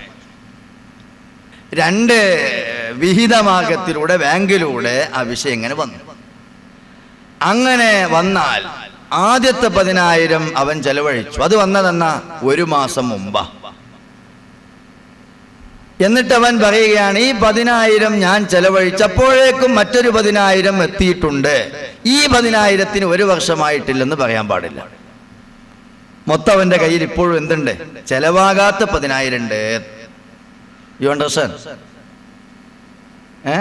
ചെലവാകാത്തൊരു 10,000 മോന്റെ കയ്യിലുണ്ട്. മതി. കാരണം ഇതെന്താണ്? ഇത് ഒരു രേഖയാണ്. ഇത് യഥാർത്ഥത്തിൽ ഇത് സ്വത്തല്ല, ഇത് യഥാർത്ഥ സ്വത്തിന്റെ രേഖയാണ്. ആ രേഖ അവന്റെ കയ്യിൽ ഇപ്പോഴും നിലനിൽക്കുന്നുണ്ട്. അതുകൊണ്ട് ആ 10,000 പോയി, അതുകൊണ്ട് അതിന്റെ ഒരു കൊല്ലം മുറിഞ്ഞു, ഇനി വേറൊരു 10,000 വരട്ടെ, അപ്പോൾ അതിന്റെ കൊല്ലം തുടങ്ങും. അങ്ങനെ വെക്കാൻ പാടില്ല. ഇത് രേഖയാണ്. ഈ രേഖ 10,000 അവന്റെ കയ്യിൽ മറ്റത് പോയപ്പോൾ വേറൊരു 10,000 അതിന്റെ അതേ സമയത്ത് തന്നെ 10,000 മുറിയാതെ അവന്റെ കയ്യിലുണ്ടായിട്ടുണ്ട്. മതി. 10,000 പറ്റ നഷ്ടപ്പെട്ടിട്ട് വന്നതല്ല. ഇങ്ങനെയാണ് ഒരു വർഷം തികയേണ്ടത്. സദസ്സിന് ബോധ്യമായിട്ടുണ്ടാകുമെന്ന് മനസ്സിലാക്കി മുന്നോട്ട് പോകുന്നു. ഈ ഒരു വിഷയം ചിന്തിച്ചാൽ ഇവിടെ പൈസക്ക് പൈസയായിട്ട് തന്നെയാണ് സക്കാത്ത് കൊടുക്കേണ്ടത്. ഇവിടെ ഒരു സംശയം. അപ്പൊ സ്വർണത്തിന് സ്വർണം സക്കാത്ത് കൊടുക്കണം, വെള്ളിക്ക് വെള്ളി സക്കാത്ത് കൊടുക്കണം, പൈസക്ക് പൈസ സക്കാത്ത് കൊടുക്കണം. ഇനി ഇവിടെ ചിന്തിക്കേണ്ട, എന്തേ വെള്ളി കണക്കാക്കാൻ കാരണം? സാധേ വെള്ളി കണക്കാക്കാൻ കാരണം എന്താണ്? 595 ഗ്രാം വെള്ളിയുടെ വിലയാണല്ലോ ഉസ്താദെ കണക്കാക്കിയത്. 595 ഗ്രാം വെള്ളിയുടെ വില കണക്കാക്കുമ്പോൾ എന്തേ ഇപ്പോൾ നമ്മൾ വിനിമയത്തിൽ കണക്കാക്കുന്നതും ലോക ബാങ്കിൽ നോക്കുന്നതും ഒക്കെ സ്വർണമല്ലേ? അതുകൊണ്ട് സ്വർണത്തെയല്ലേ കണക്കാക്കേണ്ടത് എന്നൊരു ചോദ്യം. അങ്ങനെ സ്വർണത്തെ കണക്കാക്കുകയാണെങ്കിൽ 85 ഗ്രാം സ്വർണത്തിന്റെ വിലയുണ്ടെങ്കിൽ കൊടുത്താൽ മതി. ഇപ്പൊ ഏകദേശം ഒരു എത്ര രൂപ ഉണ്ടാവും? 85 ഗ്രാം സ്വർണത്തിന് മൊത്തം ഒരു 10-80,000 രൂപ ഉണ്ടാവില്ലേ? ഒരു 80,000 രൂപ. അപ്പൊ 80,000 രൂപയുണ്ടെങ്കിൽ കൊടുത്താൽ മതി എന്ന ഒരു പരുവത്തിലേക്ക് കാര്യം എത്തൂലായിരുന്നോ? എന്തിനാണ് ഇവിടെ ഏത് കണക്കാക്കിയത്? ഇവിടെ വെള്ളി കണക്കാക്കാൻ കാരണം. അതിന് 2 കാരണങ്ങൾ പണ്ഡിതന്മാർ പറയുന്നുണ്ട്. ഒന്ന്, ഇവിടെ ഒരു കാലഘട്ടത്തിലും സ്വർണം വിനിമയമായി ഇന്ത്യയിൽ വന്നിട്ടില്ല. മുഗൾ രാജാക്കന്മാർ ഭരിച്ചിരുന്ന കാലഘട്ടത്തിൽ വെള്ളിയെ നാണയമായി ഉപയോഗിച്ചിട്ടുണ്ട്. അപ്പോ മുസ്ലിം രാജാക്കന്മാർ തന്നെ ഭരിക്കുന്ന അവസരത്തിൽ വെള്ളിയെ നാണയമായി ഉപയോഗിച്ചത് കൊണ്ട് ആ വെള്ളി ഇന്ത്യ രാജ്യത്തിലെ നാണയമായി ഉപയോഗിച്ചതായി രേഖയുള്ളത് കൊണ്ട് വെള്ളിക്ക് ഇന്ത്യയിൽ നാണയരംഗത്ത് ഒരു സ്ഥാനമുണ്ട്. മറ്റൊരു വിഷയം പറയുന്നത്, ഈ വെള്ളിയെ സക്കാത്തായി നാം എടുക്കാതെ, വെള്ളിയും സ്വർണവും രണ്ടും നാണയമാണ്, ഇവിടെ നാം സ്വർണത്തെ നാണയമായി എടുത്താൽ വെള്ളിയെ നാണയമായി സ്വീകരിക്കാതിരിക്കുകയും ചെയ്താൽ, വെള്ളിയെ നാണയമായി സ്വീകരിക്കുമ്പോൾ 11,000 ഉണ്ടായാൽ സക്കാത്ത് കൊടുക്കണം, 10,000 ഉണ്ടായാൽ സക്കാത്ത് കൊടുക്കണം. ഉദാഹരണമാണ് 10,000 എന്ന് മനസ്സിലാക്കി അതും ഏറ്റിപ്പോകണ്ട. അത് ഓരോരുത്തരും വെള്ളിയുടെ കണക്ക് നോക്കി തീരുമാനിക്കേണ്ടതാണ്. അതേ പ്രകാരം ഈ വെള്ളി നിങ്ങൾ ശ്രദ്ധിക്കേണ്ടത്, ഈ വെള്ളി നാണയം നോക്കി സക്കാത്ത് കൊടുക്കുന്നില്ല. സ്വർണത്തിന്റെ നാണയം വെച്ചുകൊണ്ടാണ്, സ്വർണത്തിന്റെ വില കണക്കാക്കിക്കൊണ്ടാണ് സക്കാത്ത് കൊടുക്കുന്നതെങ്കിൽ ഒരു 80,000 രൂപക്കൊക്കെ സക്കാത്ത് ഉണ്ടാവുകയുള്ളൂ. അപ്പൊ അതിൽ സൂക്ഷ്മത എന്താ? സ്വർണവും നാണയമാണ്, വെള്ളിയും നാണയമാണ്. സ്വർണത്തെയും നാണയമായി ഉപയോഗിക്കുന്നു, വെള്ളിയെയും നാണയമായി ഉപയോഗിക്കുന്നു. അതിൽ സൂക്ഷ്മത വെള്ളിൻ്റെത് നൽകലല്ലേ? അപ്പോൾ അഥവാ സ്വർണത്തിന്റെ സക്കാത്ത് പരിഗണിക്കുന്നുവെങ്കിൽ വെള്ളി നാണയമായി നിലനിന്നിട്ടുമുള്ള സ്ഥിതിക്ക് സൂക്ഷ്മത ആ രംഗത്ത് വെള്ളിയെ പരിഗണിക്കലാണ്. അതുകൊണ്ടാണ് വെള്ളിയെ ഈ നോട്ടിന്റെ മൂല്യരംഗത്തു സക്കാത്തിൽ പരിഗണിക്കാനുണ്ടായ കാരണം. ഇനി നമ്മൾക്ക് കച്ചവടത്തിലേക്ക് വരാം. കച്ചവടത്തിന്റെ സക്കാത്ത് അതും ഇതേ പ്രകാരം കച്ചവട ചരക്കല്ല സക്കാത്ത് നൽകേണ്ടത്. അത് ആദ്യം പറയാം. കച്ചവടത്തിന്റെ സക്കാത്ത് നൽകേണ്ടത് പഞ്ചാരയും ചായപ്പൊടിയും മല്ലി മുളകുമല്ല. അതിന്റെ സക്കാത്ത് നൽകേണ്ടതും പൈസയാണ്. നാണയം നൽകണം. നാണയത്തിന്റെ ബദൽ സംവിധാനമാകുന്ന ഈ പൈസയാണ് അവിടെയും സക്കാത്ത് നൽകേണ്ടത്. ഒന്ന്. രണ്ടാമത്തത്, ഈ കച്ചവടത്തിനെയും നമ്മുടെ മുതലായതുകൊണ്ട് 595 ഗ്രാം വെള്ളിയുടെ പൈസക്ക് ശവ്വാൽ 1 തുടങ്ങിയ ഒരു കച്ചവടം അടുത്ത ശവ്വാൽ 1 സ്റ്റോക്ക് എടുപ്പ് നടത്തി നോക്കുമ്പോൾ സോപ്പും പഞ്ചസാരയും ഇനി കടയിൽ ബാക്കിയുള്ള സാധനങ്ങളൊക്കെ വെച്ച് നോക്കുമ്പോൾ ആ സംഗതികളൊക്കെ 595 ഗ്രാം വെള്ളിയുടെ വിലയായ, അന്നത്തെ വിലയായ പൈസ ഈ സ്റ്റോക്ക് എടുപ്പ് നടത്തി നോക്കുമ്പോൾ തീപ്പെട്ടിയും അതേമാതിരി തന്നെ സോപ്പും സാബൂനും ഒക്കെ ഓരോന്ന് എടുത്തെടുത്ത് വെച്ച് അത് വിൽക്കാൻ ഉദ്ദേശിക്കുന്ന വില ഇട്ട് നോക്കുമ്പോൾ 11,000 രൂപക്ക് സ്റ്റോക്ക് എടുപ്പ് നടത്തിയെങ്കിൽ അവിടെ മുതൽ അവൻ സക്കാത്ത് കൊടുക്കേണ്ടതായി വന്നു. ഇനി അതിന്റെ അപ്പുറത്തേക്ക് 1 ലക്ഷത്തിന്റെ മുതലുണ്ടെങ്കിലും 2 ലക്ഷത്തിന്റെ മുതലുണ്ടെങ്കിലും 3 ലക്ഷത്തിന്റെ മുതലുണ്ടെങ്കിലും അതിൽ ഞാൻ നേരത്തെ പറഞ്ഞതുപോലെ 40-1, 2.5%, 10-1, 4-1 എല്ലാം ഈക്വലാണ്. ഇതിലെ ഈ 40-1 സക്കാത്തായി നൽകണം. ഇത് കച്ചവടക്കാർ ശ്രദ്ധിക്കേണ്ട ഒരു വിഷയമാണ്. കച്ചവടക്കാരെ പ്രത്യേകമായും ശ്രദ്ധിക്കേണ്ട സംഗതിയിൽ അവൻ സാധുവായിരിക്കും, അവൻ ഇതുകൊണ്ട് തികയുന്നുണ്ടാവില്ല. പക്ഷെ ഇവൻ കച്ചവടക്കാരനായതുകൊണ്ട് കച്ചവടത്തിന്റെ സക്കാത്ത് അവൻ നൽകണം. ഈ ഏറ്റവും ചെറിയ ഒരു പെട്ടിക്കട വെച്ചുകൊണ്ട് നടക്കുന്നവനും ഒരുപക്ഷെ വേണമെങ്കിൽ അവന്റെ സോപ്പും സാബൂനും അവന്റെ വിഷയങ്ങളൊക്കെ തുലാസും അതേമാതിരി തന്നെ ബൾബും ട്യൂബൊന്നും കൂട്ടണ്ട. വിൽക്കാൻ വേണ്ടി ഉദ്ദേശിക്കുന്ന ഈ സാധനങ്ങൾ കൂട്ടിയാൽ മറ്റിപ്പോ ഫർണിച്ചറും അതിലുള്ള മെറ്റീരിയൽ അവിടെയുള്ള ഒരുക്കങ്ങളും കൂടി ആണിയറയിലുള്ള ഒരുക്കങ്ങൾ ഒരുക്കിയ സാധനങ്ങളും മൊത്തം സാധനങ്ങളുടെ വിലയും വിൽക്കാൻ ഉദ്ദേശിക്കുന്ന സാധനത്തിന്റെ വിലയും കൂട്ടിയാൽ 1 ലക്ഷം രൂപന്റെ ഡെക്കറേഷൻ നടത്തി 20,000 രൂപന്റെ സാധനം വെച്ചുള്ള കച്ചവടമാണ് ഇപ്പോൾ ഉള്ളത്. അപ്പൊ അങ്ങനെ കൂട്ടിയിട്ട് കാര്യമില്ല, അത് കൂട്ടും വേണ്ട. അവിടുത്തെ ത്രാസോ അതല്ലെങ്കിൽ വളവോ ട്യൂബോ അതല്ലെങ്കിൽ ഡെക്കറേഷനോ ഇതൊന്നും കൂട്ടേണ്ടതില്ല. അവിടുത്തെ കമ്പ്യൂട്ടർ കൂട്ടേണ്ടതില്ല, അവിടുത്തെ മറ്റേ ഇന്റർനെറ്റ് കൂട്ടേണ്ടതില്ല. ഇതൊന്നും കൂട്ടാതെ തന്നെ വിൽക്കാൻ ഉദ്ദേശിക്കുന്ന ഈ സാധനത്തിന്റെ വില കണക്കാക്കി ആ വില 11,000 രൂപയിലേക്കാണ് ചാടിക്കഴിഞ്ഞാൽ, കണക്കിന് പറഞ്ഞാണ്, എന്നാൽ അവിടെ മുതൽക്ക് സക്കാത്ത് കൊടുക്കും. ഒരു 9,000 ഇങ്ങനെ വന്നു നിന്നു. 595 ഗ്രാം വെള്ളിക്ക് അത്രല്ല വില അത്രല്ല, അതിനേക്കാളും കൂടുതലാ. എന്നാൽ അവന് സക്കാത്ത് വേണ്ട. അപ്പൊ ഏത് കച്ചവടക്കാർക്ക് അപ്പൊ 10,000 സാധനമെങ്കിലും ഇല്ലാത്ത ഒരു കച്ചവടല്ലേ? അപ്പൊ ഒരുവിധം കച്ചവടക്കാരൊക്കെ സക്കാത്ത് കൊടുക്കേണ്ടതായി വരും. ഇത് കച്ചവടത്തിൽ സൂക്ഷിക്കേണ്ട ഒരു വിഷയമാണ് ഫിത്ർ സക്കാത്ത്. അങ്ങനെ വന്നാൽ ഒരു കച്ചവടത്തിന്റെ സക്കാത്തിനെ സംബന്ധിച്ച് തന്നെ നമ്മൾ 2 മണിക്കൂർ വിശകലനം ചെയ്യേണ്ടതായി വരും. കച്ചവടവുമായി ബന്ധപ്പെട്ട സക്കാത്തിനെ സംബന്ധിച്ച് ഒരുപാട് പറയാനുണ്ട്. മറ്റൊന്ന് ഫിത്ർ സക്കാത്ത്. ഫിത്ർ സക്കാത്ത് എന്നത് ശരീരത്തിന്റെ സക്കാത്താണ്. ശരീരത്തിന്റെ സക്കാത്ത് അത് തടിയുള്ളവനൊക്കെ കൊടുക്കണം. നേരത്തെ പറഞ്ഞതുപോലെ തടിയുള്ളവൻ എന്ന് പറഞ്ഞാൽ തല എണ്ണി കൊടുക്കണം എന്നർത്ഥം. തടിയുള്ളവനൊക്കെ കൊടുക്കണം എന്നല്ല, തടിയുള്ളവനൊക്കെ കൊടുക്കണം എന്നാണ്. അത് രണ്ടും തമ്മിൽ ഭയങ്കര മാറ്റമുണ്ട്. ആ തലയെണ്ണം നോക്കി സക്കാത്ത് കൊടുക്കണം. അത് ഇന്ന് പ്രസവിച്ച ചെറു പിഞ്ചു പൈതലാണെങ്കിലും അവന് സക്കാത്ത് കൊടുക്കേണ്ടതായി വരും. ഈ സക്കാത്ത് ഇപ്പോൾ ഈ പറഞ്ഞ സക്കാത്തുകൾ മുഴുക്കയും ആർക്കാണ്? ഈ ദിവസം, അതായത് പെരുന്നാളിന്റെ രാവും പകലും അവൻ ചെലവ് കൊടുക്കൽ നിർബന്ധമായവർക്കുമുള്ള വസ്ത്രം, താമസസ്ഥലം, അതേ പ്രകാരം തന്നെ അവർക്കുള്ള ഭക്ഷണം, ഇത് കഴിച്ച് ഒരു അരിയാണ് ബാക്കിയുള്ളതെങ്കിൽ അവര് അതും നൽകൽ നിർബന്ധമാണ്. എനിക്കത് 3 കിലോ തികയുന്നില്ലല്ലോ, ഒരു സാഴ് അരി തികയുന്നില്ലല്ലോ എന്ന് കരുതി പിടിച്ചു വെക്കാൻ പാടില്ല. ഈ സക്കാത്ത് അവൻ നൽകിയേ പറ്റൂ, ഫിത്ർ സക്കാത്ത്. അതുകൊണ്ട് തന്നെ ഇന്ന് ഫിത്ർ സക്കാത്തും മറ്റു സക്കാത്തുകളും തമ്മിലുള്ള ഒരു ഡിഫറൻസ് നിങ്ങൾ മനസ്സിലാക്കണം. ഫിത്ർ സക്കാത്തിന്റെ കാര്യം പള്ളിയിലെ ഉസ്താദുമാര് ഗൗരവത്തോടെ പറയാൻ കാരണവും മറ്റു സക്കാത്തിന്റെ കാര്യം അത്ര തന്നെ ഊന്നി പറയാതിരിക്കാനും ഒരു കാരണമുണ്ട്. ഫിത്ർ സക്കാത്ത് ബന്ധിക്കുന്നത് മൊത്തം സമ്പത്തിന്റെ അനുപത്തെയാണ്, മൊത്തം സമ്പത്തിനെയാണ്. അതേ സന്ദർഭം സ്വർണം, വെള്ളി പോലത്തെ സാധനങ്ങൾ അതൊക്കെ നേരിട്ട് സമ്പത്തിനെ ബാധിക്കുന്നു. അതേ അവസരം എനിക്കൊരു 10 ഏക്കർ ഭൂമിയുണ്ട്, ആ 10 ഏക്കർ ഭൂമി തരിശായി കിടക്കുകയാണ്, ഒരു അനുഭവം അതിലില്ല എങ്കിൽ എനിക്ക് സമ്പത്തിന്റെ സക്കാത്തില്ല. 5 സെന്റ് ഭൂമിയുള്ള ഒരാൾ, ആ 5 സെന്റ് ഭൂമി റോഡ് സൈഡിലാണ്. ഇന്നെന്താണ് വില? 1 സെന്റ് ഭൂമിക്ക് 1.25 ലക്ഷം രൂപ. 5 സെന്റ് ഭൂമിയുടെ വില എത്രയാണ്? 5 സെന്റ് ഭൂമിക്ക് ലക്ഷക്കണക്കിന് രൂപയാണ്. ആ രൂപ അത് വിൽപ്പന നടത്തി അവൻ ഹജ്ജിനും പോയിക്കോളണം. ഈ ഹജ്ജും ഫിത്ർ സക്കാത്തും എന്ന 2 സംഭവം മൊത്തം സമ്പത്തിനെ ബാധിക്കുന്ന വിഷയമാണ്. അതുകൊണ്ട് ആ സമ്പത്ത് വിറ്റോ അതല്ലെങ്കിൽ ബദൽ സംവിധാനം കണ്ടോ ആ വിഷയവുമായി അവൻ ബന്ധപ്പെടേണ്ടതാണ്. മറ്റൊരു വിഷയം കൂട്ടത്തിൽ ഉണർത്താനുള്ളത് അവകാശികളെ സംബന്ധിച്ച് പറയേണ്ടതുണ്ട്. അവകാശികളെ സംബന്ധിച്ച് പറയുന്നതിന്റെ മുമ്പ് ഇപ്പോൾ നമ്മൾ സ്വർണം, വെള്ളി, തടിയുടെ സക്കാത്ത്, കച്ചവടത്തിന്റെ സക്കാത്ത്, ഈ ഇത്രയും സക്കാത്തുകൾ വന്നതിൽ സമയമാകുന്നതിന്റെ മുമ്പ് കൊടുക്കുന്ന ഒരു സ്വഭാവമുണ്ട്.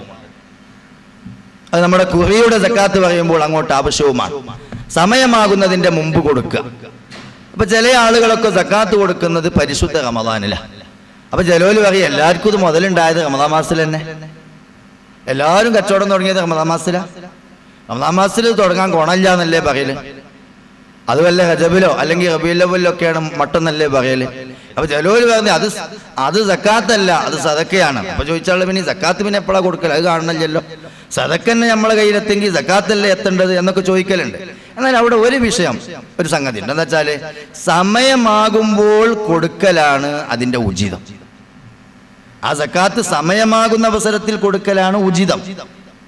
ഉദാഹരണത്തിന് ഫിത്ർ സക്കാത്ത്, അതിന്റെ ഏറ്റവും ബെറ്ററായ സമയം ഏതാ നിങ്ങള്? പെരുന്നാൾ ദിവസത്തിന്റെ സുബഹിയുടെ ശേഷം കൊടുക്കൽ തുടങ്ങിയിട്ട് നിസ്കാരത്തിലേക്ക് പോകുന്നതിന് ഇടക്കുള്ള ആ സമയം ഏറ്റവും അഫ്ളൽ. എന്നാ ഫിത്ർ സക്കാത്ത് എപ്പോ കൊടുക്കൽ തുടങ്ങാം? നോമ്പ് 1 കൊടുക്കൽ തുടങ്ങാം. നോമ്പിന് മാസം കണ്ടാ കൊടുക്കൽ തുടങ്ങാം. പക്ഷേ അത് അവിടെ അങ്ങനെ ഫിത്ർ സക്കാത്തിന്റെ അതുവരെയാണ്. നോമ്പ് 1 മുതൽ കൊടുക്കൽ തുടങ്ങാം. അങ്ങനെയാണ് കൊടുത്തു തുടങ്ങിയിട്ട് ഏറ്റവും അഫ്ളലായവയെ അങ്ങനെയാണ് കൊടുക്കൽ തുടങ്ങിയിട്ട് അതിന്റെ യഥാർത്ഥ ഉജൂബിന്റെ നിർബന്ധത്തിന്റെ സമയം കിടക്കുന്നത് എപ്പോഴാ?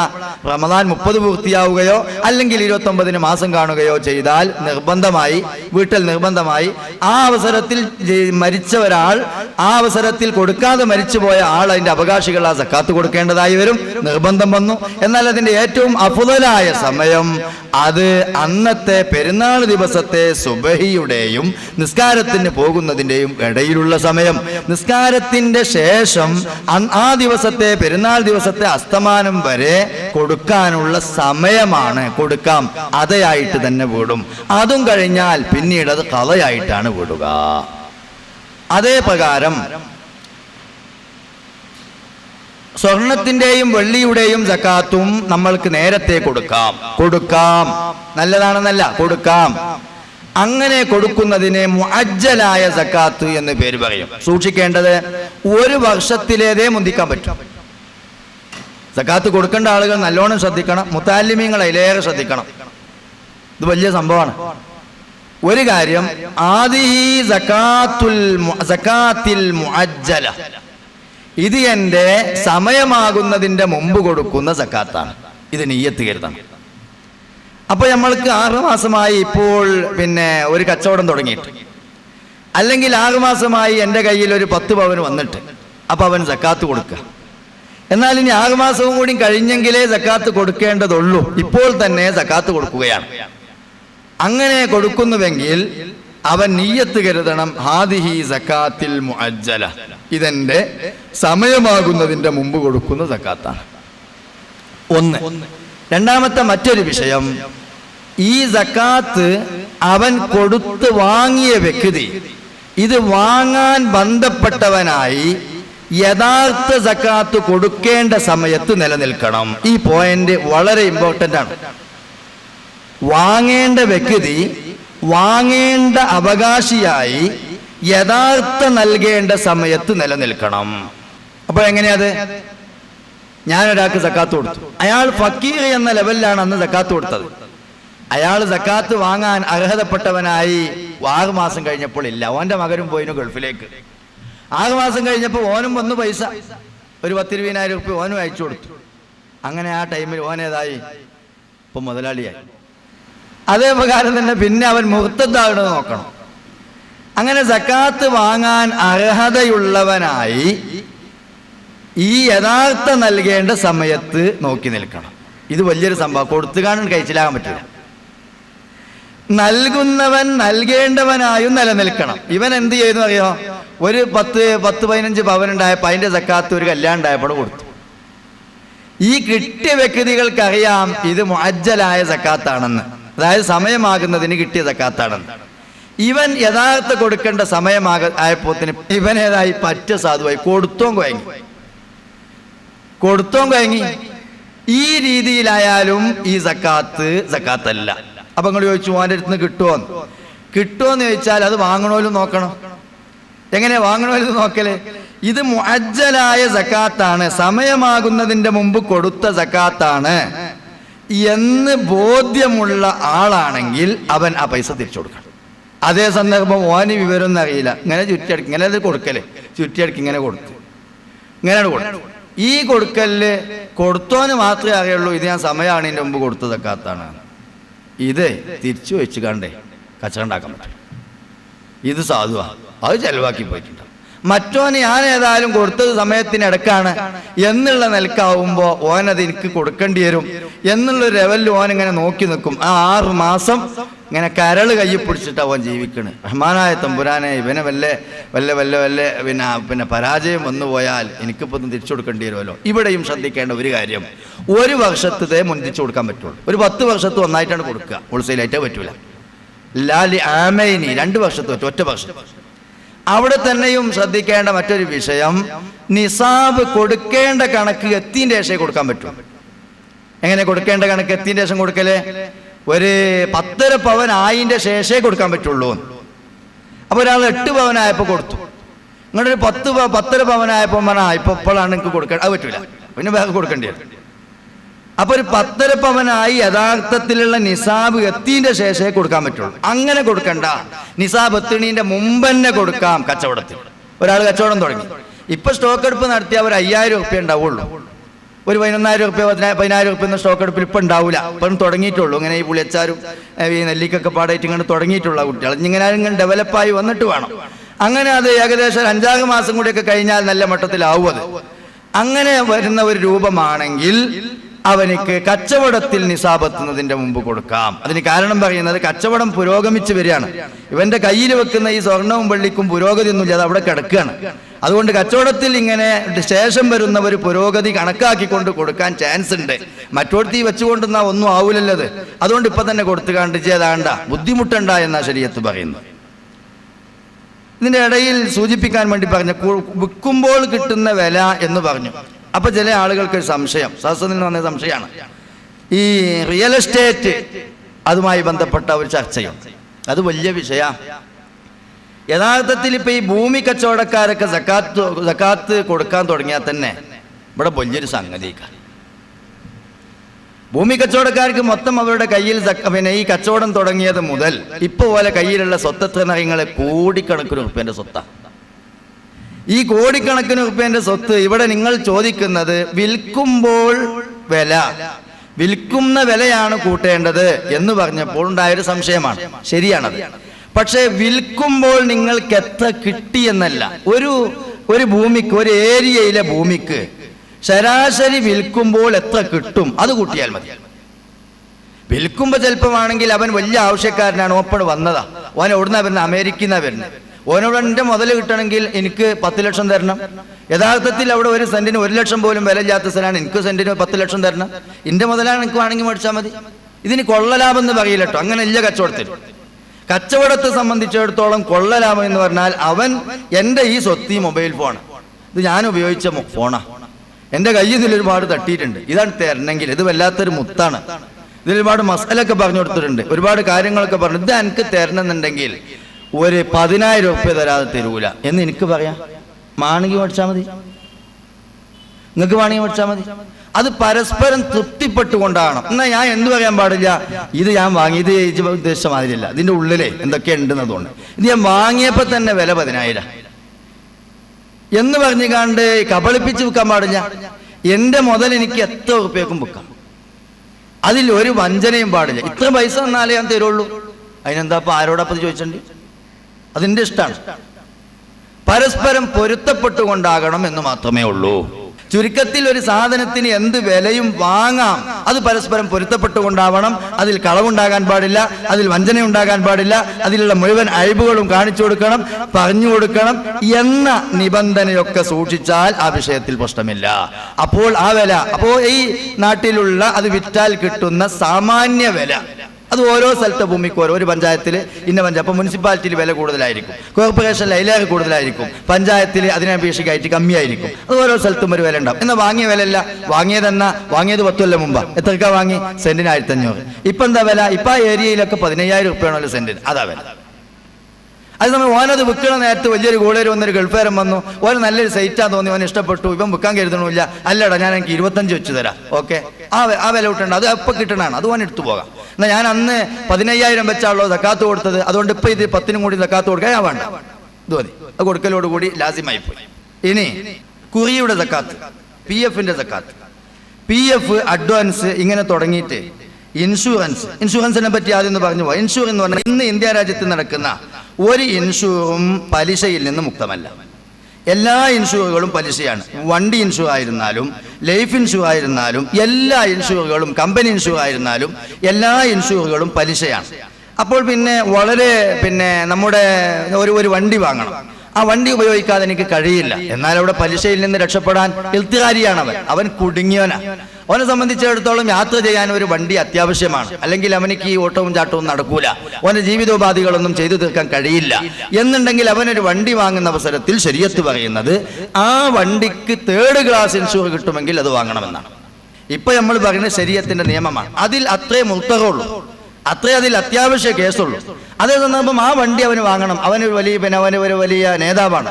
അവനെ സംബന്ധിച്ചിടത്തോളം നല്ലൊരു വണ്ടി വാങ്ങൽ അത്യാവശ്യം, അല്ലെങ്കിൽ ഒടിഞ്ഞു മുറിഞ്ഞാളും എന്നുള്ള ഒരു തരത്തിലേക്ക് ആ വിഷയം എത്തിക്കഴിഞ്ഞാൽ അവിടെ ശ്രദ്ധിക്കേണ്ടത് അവൻ 3rd ക്ലാസ് ഇൻഷുർ വാങ്ങണമെന്നാണ്. അപ്പൊ 1st ക്ലാസ് ഇൻഷുർ അതിന് കൊടുക്കുള്ളൂ, അതാ കമ്പനിയുടെ തീരുമാനം.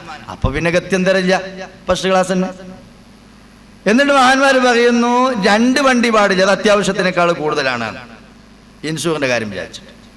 അപ്പോൾ ഇന്ന് നമ്മുടെ ഇന്ത്യ രാജ്യത്തിൽ ഇൻഷൂറിന് ബദൽ സംവിധാനം വന്നിട്ടില്ല. ഇൻഷൂർ ഇന്ന് നടക്കുന്ന എല്ലാ ഇൻഷൂറുകളും പലിശയാണ്. പക്ഷെ ജീവിക്കാൻ ബുദ്ധിമുട്ടുന്നത് കൊണ്ട് വണ്ടി പോലത്തെ സാധനങ്ങൾ വാങ്ങുമ്പോൾ ഉള്ള ഇൻഷൂർ അത് മുൽത്തഖായതുകൊണ്ട് ഗത്യന്തരമില്ലാത്തത് കൊണ്ട് അഫുണ്ട്. അതേ സന്ദർഭം ഇന്ന് സൗദി അറേബ്യ, അതായത് ഗൾഫ് കൺട്രിയിൽ നടക്കുന്ന ചില ഇൻഷൂറുകളുണ്ട്. ആ ഇൻഷൂറിന് സോഷ്യൽ ഇൻഷൂർ എന്ന് പേര് പറയും. എന്താ സോഷ്യൽ ഇൻഷുർ എന്ന് പറഞ്ഞാൽ? എല്ലാ ആളുകളും, വണ്ടിയുള്ള ആളുകളൊക്കെ അതിലേക്കൊരു വിഹിതം നൽകുന്നു. പെട്ടെന്ന് മനസ്സിലാകാൻ മുഖ്യമന്ത്രിയുടെ ദുരിതാശ്വാസ ഫണ്ട് എന്ന് നിങ്ങൾക്ക് പറയാം. അതായത് അതിലേക്ക് പൈസ അടക്കുന്നു. ആ അടക്കുന്ന പൈസ അപകടം പറ്റിയവർക്കും അപകടം പറ്റിയ ആളുകൾക്കൊക്കെ കൊടുക്കുന്നു. അപകടം പറ്റിയാലാണത് കൊടുക്കുന്നത്, രോഗത്തിനാണത് കൊടുക്കുന്നത്. ആ കൊടുക്കുന്ന ആള് ഈ പൈസ കൊടുത്ത ആളുകൾക്ക് മാത്രമല്ല ആ ഫണ്ടിന്റെ വിഹിതം, ആ രാഷ്ട്രത്തിലുള്ള എല്ലാവർക്കും. ഇവൻ പൈസ അടച്ചവനാണ്, ഇവൻ വണ്ടിയുള്ളവനാണ്, അതുകൊണ്ട് ആ വണ്ടിയിൽ നിന്നൊരു വീതം ഇവൻ അടച്ചവനാണ്. ആ അടച്ച സ്ഥിതിക്ക് ഇവന് ഇത് തിരിച്ചു കൊടുക്കുന്നു. മറ്റുള്ളവർക്ക് അങ്ങനെയല്ല. ആ പൈസ എല്ലാവർക്കും കണക്ക്. ഒരർത്ഥത്തിൽ എന്തൊരു ശാസ്ത്രീയമായ രീതിയാണത്. ഈ വണ്ടിയുമായി നടക്കുന്ന വ്യക്തി ഒരു 10 രൂപ ഓരോ ദിവസവും ആ ഫണ്ടിലേക്ക് അടച്ചു കഴിഞ്ഞാൽ അത് ദുരിതാശ്വാസ ഫണ്ടാണ്. അസ്സദഖത്തു റദ്ദുൽ ബലായ, സദഖ മുസീബത്തുകളെ ദൂരീകരിക്കുമെന്ന് പറഞ്ഞ ആ ഒരു വിഷയം ഇവന്റെ വണ്ടിക്ക് കാവലാവുകയാണ്. യഥാർത്ഥത്തിൽ ആ ഒരു സംവിധാനം, ആ ഇസ്ലാമിന്റെ സംവിധാനം വളരെ ഒറ്റയായല്ലേ നമുക്ക് മനസ്സിലാകുന്നത്. മറ്റേത് അങ്ങനെയല്ല, അത് എവിടെയെങ്കിലും കൊണ്ടേ ഒന്ന് ചാരിയെങ്കിലും എഴുതിയിട്ടപ്പം നിൽക്കണേ. അവസാനം 85 വയസ്സ് വരെ ഈ കാർ ഓടിച്ചു, 85 വയസ്സ് ആ കാറുണ്ടായി പഠിച്ചോനെ ഇക്കാലം വരെ ഞാൻ അടിച്ച ഒരു പൈസയും കിട്ടിയില്ല, കട്ടെ എന്ന് ഒന്നാണ് ചാമ്പിക്കാണ്ട് എന്ത് ചെയ്യും, ഇതിനൊക്കെ പാടെ കണക്ക് നോക്കി. നിങ്ങൾ കണ്ടില്ലേ ഇപ്പോൾ ഓരോരോ കൊള്ള, അതേമാതിരി തന്നെ ബാങ്ക് പിന്നെ ജ്വല്ലറി കൊള്ളടിച്ചു കണ്ടൊക്കെ പാടെ വന്ന് നോക്കുമ്പോൾ ആരെ കൊള്ളടിച്ചു ചോദിച്ചു നോക്കുമ്പോൾ അത് മുതലാളി എന്നെ എടുത്ത് കൊണ്ടുപോയതിനല്ലോ അത് വിരലടയാളും തക്കത്. അപ്പം എന്താ സംഭവം, ഇതിനിപ്പോൾ മരിച്ചാനായ നേരത്തെ ഈ അടച്ച പൈസ കിട്ടാനുള്ള വഴി നോക്കുകയാണ്. അപ്പം നമ്മൾ തന്നെ സ്വയം നശിക്കാനുള്ള ഏർപ്പാടുകൾ ഈ ഇൻഷൂറിലൂടെ വരുന്നു എന്നത് മറ്റൊരു പ്രക്രിയയാണ്. ഏതായാലും അതിൽ അനുവദനീയമായി ഒന്നുമില്ല എന്ന് കൂട്ടത്തിൽ ഉണർത്തിപ്പോകുന്നു.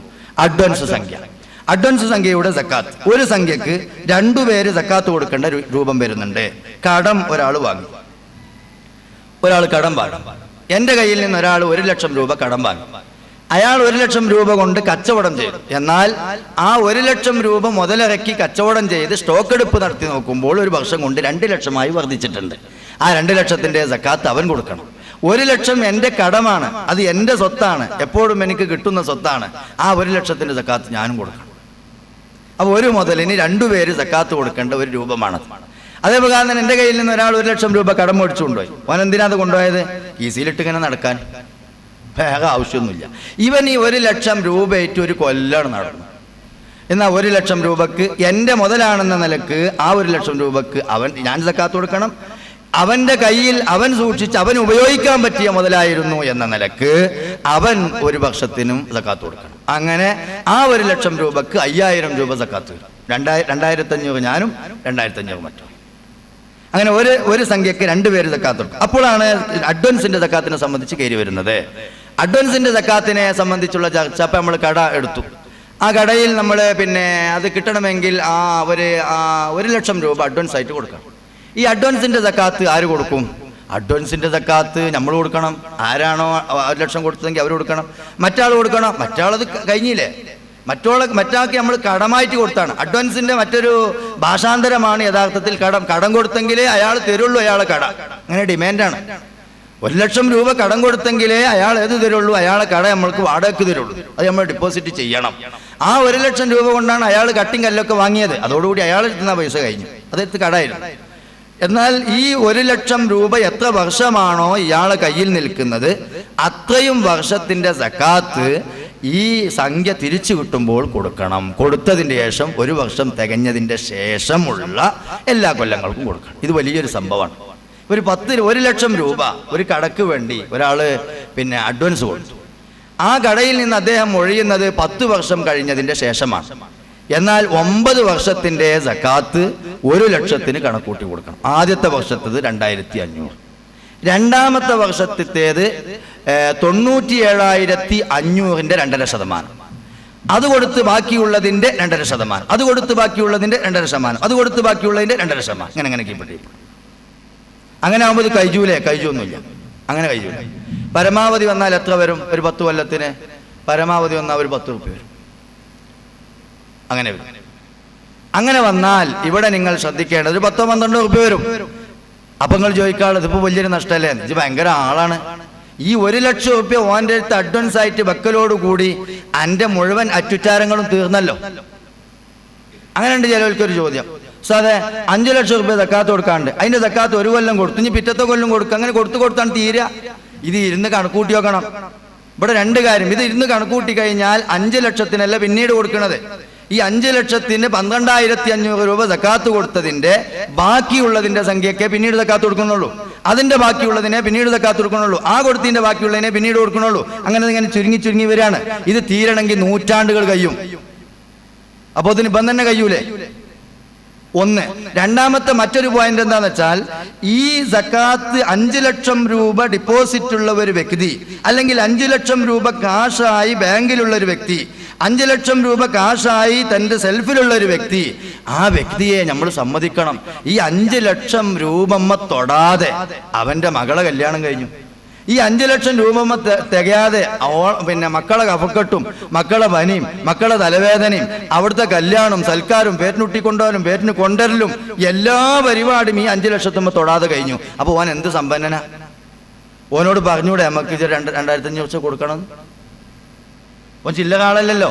എന്തെങ്കിലും മുട്ടുതിനടുക്കുണ്ടായെങ്കിൽ ഓൻ അതിന് എടുക്കൂലേനോ. അപ്പൊ അവന് വേറെ ലെവലിലൂടെ പൈസ വരാനുണ്ടല്ലോ. ഇവന് സക്കാത്ത് കൊടുക്കണേ, ഇവനെ ലോകത്ത് ആരാ സക്കാത്ത് കൊടുക്കണോന്ന്. അപ്പൊ ഈ 5 ലക്ഷത്തുമൊക്കെ ഇങ്ങനെ നോക്കും. അവന് നേരം വെക്കുമ്പോൾ അതിമൊക്കെ നോക്കും. ബെഡ് കോഫിന്റെ സമയമാകുമ്പോൾ അയിമക്കൊന്ന് നോക്കും. 9 മണിയാകുമ്പോൾ അയിമക്കൊന്ന് നോക്കും. വേറെ പരിപാടിയൊന്നുമില്ല. ഉച്ചക്കാകുമ്പോൾ അയിമക്കൊന്ന് നോക്കും. എല്ലാ നേരത്തും അയിമക്ക് ഇങ്ങനെ നോക്കി ഒരു കൊല്ലം കഴിഞ്ഞതാ അല്ല. ബെഡ് കോഫിന്റെ സമയമാകുമ്പോൾ വേറെ കാശ് കൊണ്ട് ബെഡ് കോഫി ഉണ്ടായിട്ടുണ്ട്. 9 മണിക്ക് നാസ്ത വേറെ കാശ് കൊണ്ട് ഉണ്ടായിട്ടുണ്ട്. കല്യാണം വേറെ കാശ് കൊണ്ട് എല്ലാ സംഗതിയും റെഡിയാണ്. അപ്പൊ പിന്നെ ഓൻ ചില്ലറക്കാരനല്ലല്ലോ. ഓനോട് സക്കാത്ത് കൊടുക്കണം എന്ന് പറഞ്ഞൂടെ? അതുകൊണ്ട് ഇത് കൊടുത്തു കഴിയും. ഇതൊരു പുതിയ വാദമാണ്. ഒരു കൊല്ലം ഒരു കാശിന് സക്കാത്ത് കൊടുത്താൽ പിന്നെ കൊടുക്കേണ്ടതില്ല. ഏറ്റവും അബദ്ധജടിലമായ ഒരു വാദമാണിത്. ഇത് ശരീഅത്തിനെതിരായ വാദമാണ്. ഈ വാദത്തെ അംഗീകരിക്കാൻ മുസ്ലിം ഉമ്മത്തിന് കിട്ടുകയില്ല. അതുകൊണ്ട് തന്നെ ആ ഉള്ള കാശിനെ അല്ലാഹു സുബ്ഹാനഹു വ തആല വലാ യഹ്സബന്നല്ലദീന യബ്ഖലൂന ബിമാ അതാഹുല്ലാഹു മിൻ ഫദ്ലി, അല്ലാഹുവിന്റെ ഔദാര്യമാണ് 4,87,500 രൂപ ഒരു വർഷവും കൂടി അവന്റെ കയ്യിൽ അല്ലാഹു തആല നിക്ഷേപിക്കുകയാണ്. അടുത്ത വർഷവും അവൻ സക്കാത്ത് കൊടുത്തോളണം എന്ന തരത്തിലേക്ക് ഇസ്ലാമിന്റെ അധ്യാപനം കടന്നു വരികയാണ്. അതുകൊണ്ട് അഡ്വാൻസിന്റെ സക്കാത്ത് അഡ്വാൻസ് കൊടുത്ത ആളുകളാണ് കൊടുക്കേണ്ടത്.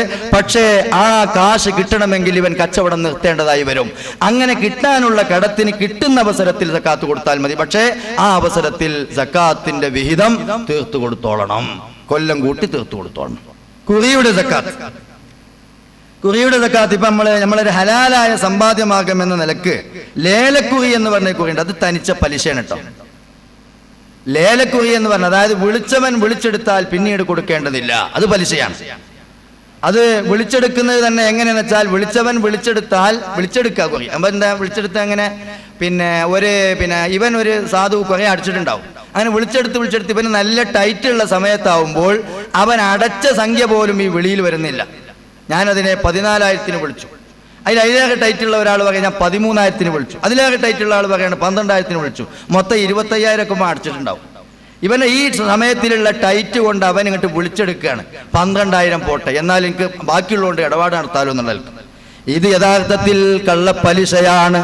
ഇനി പലിശയുടെ കൂട്ടത്തിൽ വന്നുകൂടി ഞാൻ പറയാം, ഇന്ന് കച്ചവട സ്ഥാപനങ്ങളിൽ പൈസ നിക്ഷേപിക്കുന്നവരുണ്ട്, അവിടെയും പലിശ കയറി വരുന്നുണ്ട്. എങ്ങനെയാണ് പലിശ?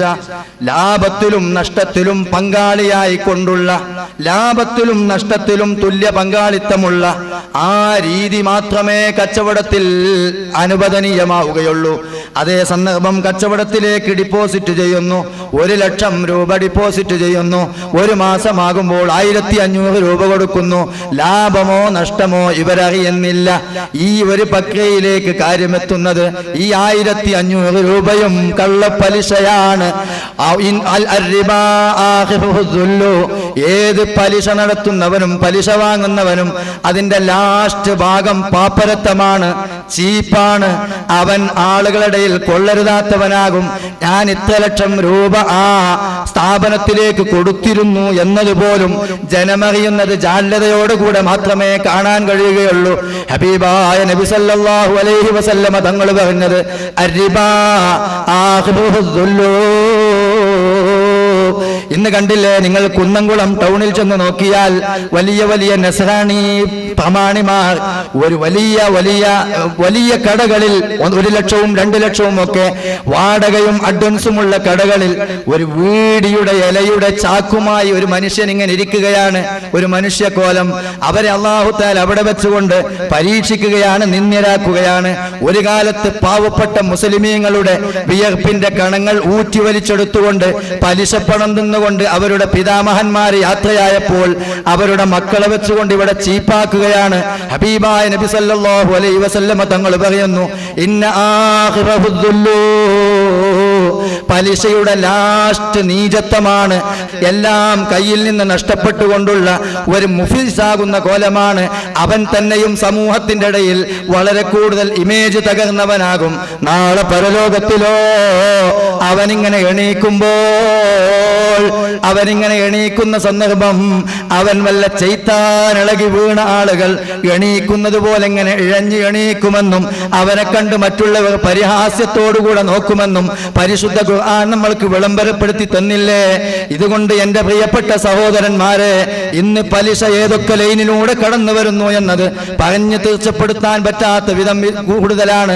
അതുകൊണ്ട് ഏതൊരാളും ഞാൻ 1 ലക്ഷം തന്നാൽ 1500 രൂപ മാസത്തിന് തരാമെന്ന് പറഞ്ഞാൽ അത് ശരിക്ക് വട്ടിക്ക് കൊടുക്കുന്നതിനേക്കാളും ഏറ്റവും വലിയ പലിശയാണെന്ന് സമൂഹം മനസ്സിലാക്കണം. ലാഭത്തിലും നഷ്ടത്തിലൊന്നും പങ്കാളിയല്ല. ഒരുപാട് ഉദാഹരണങ്ങൾ നമ്മുടെ ഇടയിൽ തന്നെ നടക്കുന്നത് കൊണ്ട് അത് സംബന്ധമായി ഞാൻ കൂടുതൽ സംസാരിക്കുന്നില്ല. അല്ലാഹു തആല മുസ്ലിം ഉമ്മത്തിനെ രക്ഷപ്പെടുത്തുമാറാകട്ടെ.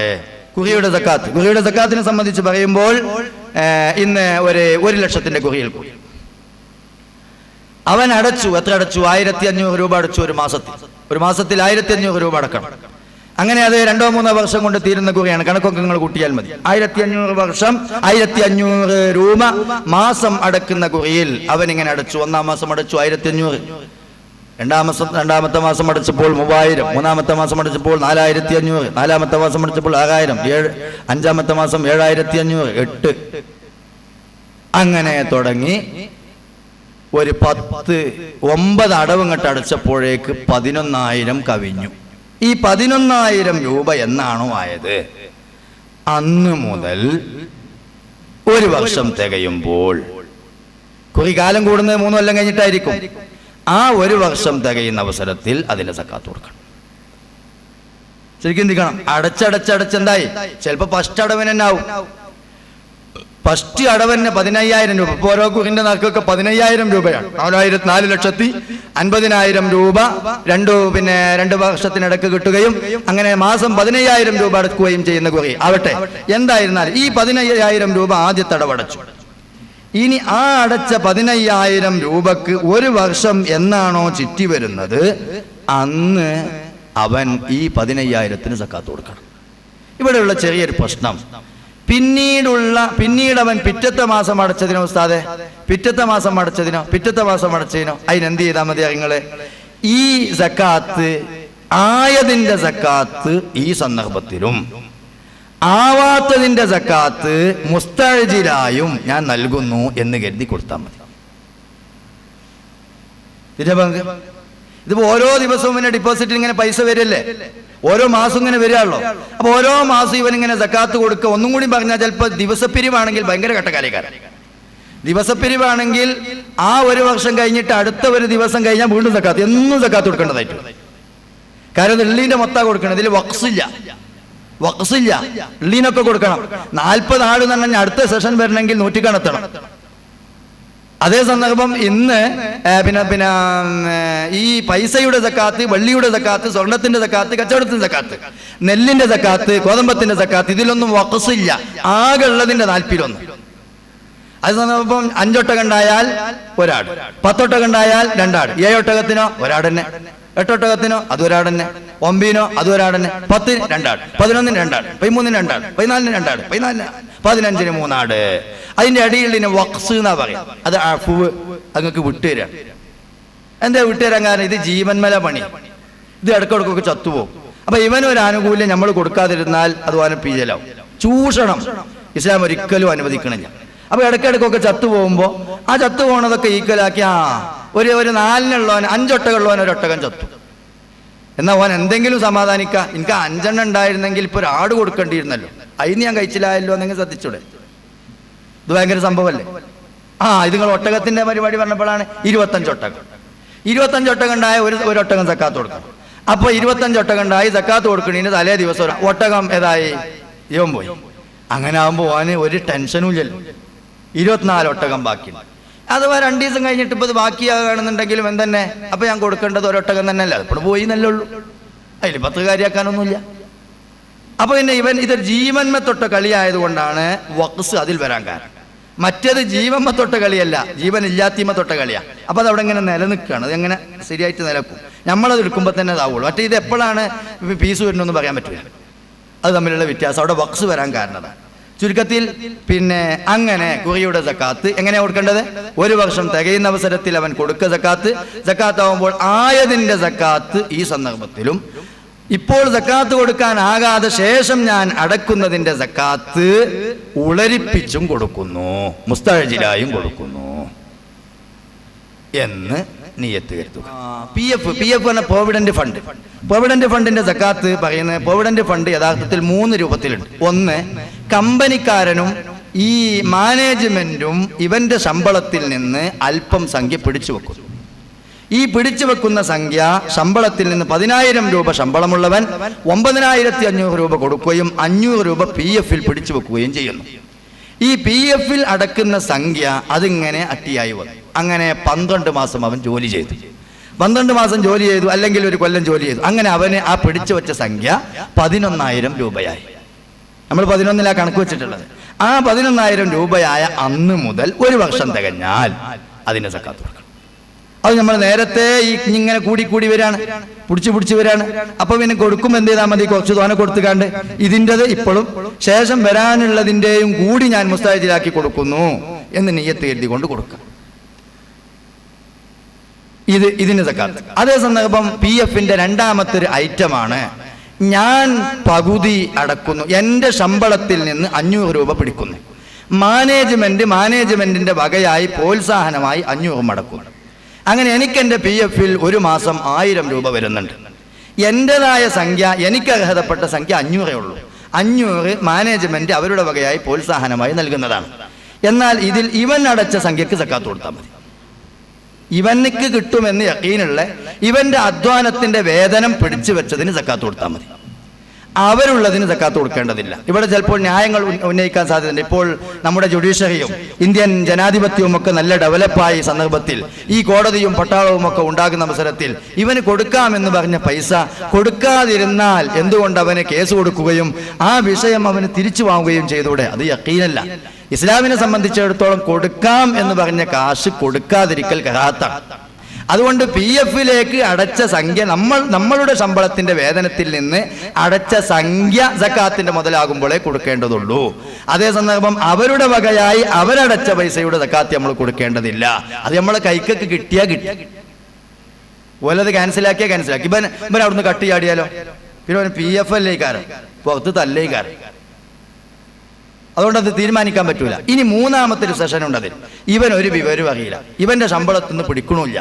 മുഴുവൻ സംഖ്യയും ഇവൻ പിരിഞ്ഞു പോരുന്ന അവസരത്തിൽ ഇവനിക്കൊരു മൂലധനം ഇവൻ പ്രോത്സാഹിപ്പിക്കാൻ എന്ന രീതിയിൽ മുഴുവൻ സംഖ്യയും പി എഫിലേക്ക് കമ്പനിയുടെ വകയായി നൽകുന്നു. ഇതിനും സക്കാത്തില്ല. എന്താ ഇതിന് സക്കാത്ത് ഇല്ലാതിരിക്കാൻ കാരണം? ഇത് അവന് കിട്ടുമെന്ന് യഖീനില്ല, കൊടുക്കാമെന്ന് വാഗ്ദാനമേ ഉള്ളൂ. വാഗ്ദാനമുള്ളത് കൊടുക്കണം എന്നില്ല. തുഹഫ 335 ഈ വിഷയം പറഞ്ഞിട്ടുണ്ട്. ഒരാൾ വാഗ്ദാനം ചെയ്ത സംഖ്യ, തരാമെന്നേറ്റ സംഖ്യ, അത് നമ്മളിലേക്ക് ഇങ്ങനെ വരുന്നുണ്ട്, അത് നല്ല യഖീനുമാണ്. എന്നാൽ പോലും അത് ശരീഅത്ത് അടിസ്ഥാനത്തിൽ ഒരു കണ്ടീഷൻ വെക്കാൻ വയ്യ. ഇന്ത്യൻ ജുഡീഷ്യറിയും ഒക്കെ നല്ല ഡെവലപ്പിലാണെങ്കിൽ പോലും നമ്മൾക്കത് തീരുമാനിക്കാൻ വയ്യ. അത് പോകാനും എഴുതിത്തള്ളാനും ഒക്കെ രൂപങ്ങളും ഉണ്ട്. അപ്പോ പി എഫിന്റെ 3 രീതി. അതിൽ താൻ അടച്ച പൈസ പിടിച്ചു വെച്ചത് 595 ഗ്രാം വെള്ളിയുടെ വില ഡിപ്പോസിറ്റിൽ എന്ന് വരുന്നുവോ, ആ അത്രയും പൈസ എന്ന് വരുന്നുവോ അന്ന് മുതൽ അറബി മാസ കണക്ക് പ്രകാരം ഒരു വർഷം തികയുമ്പോൾ അതിന്റെ സക്കാത്ത് കൊടുക്കേണ്ടതായി വരുന്നു. ബാക്കി പ്രോത്സാഹനമായി കിട്ടുന്നതോ കമ്പനി നേരിട്ടടക്കുന്നതോ അല്ലെങ്കിൽ കമ്പനി മുഴുവനും അടക്കുന്നതോ പാതി അടക്കുന്നതിനോ ഒന്നും നമ്മൾ സക്കാത്ത് കൊടുക്കേണ്ടതില്ല. ആ പൈസ നമ്മുടെ കയ്യിൽ വന്ന് ഒരു വർഷം തികയുമ്പോൾ അപ്പൊ കൊടുക്കാം, അപ്പൊ നോക്കാം.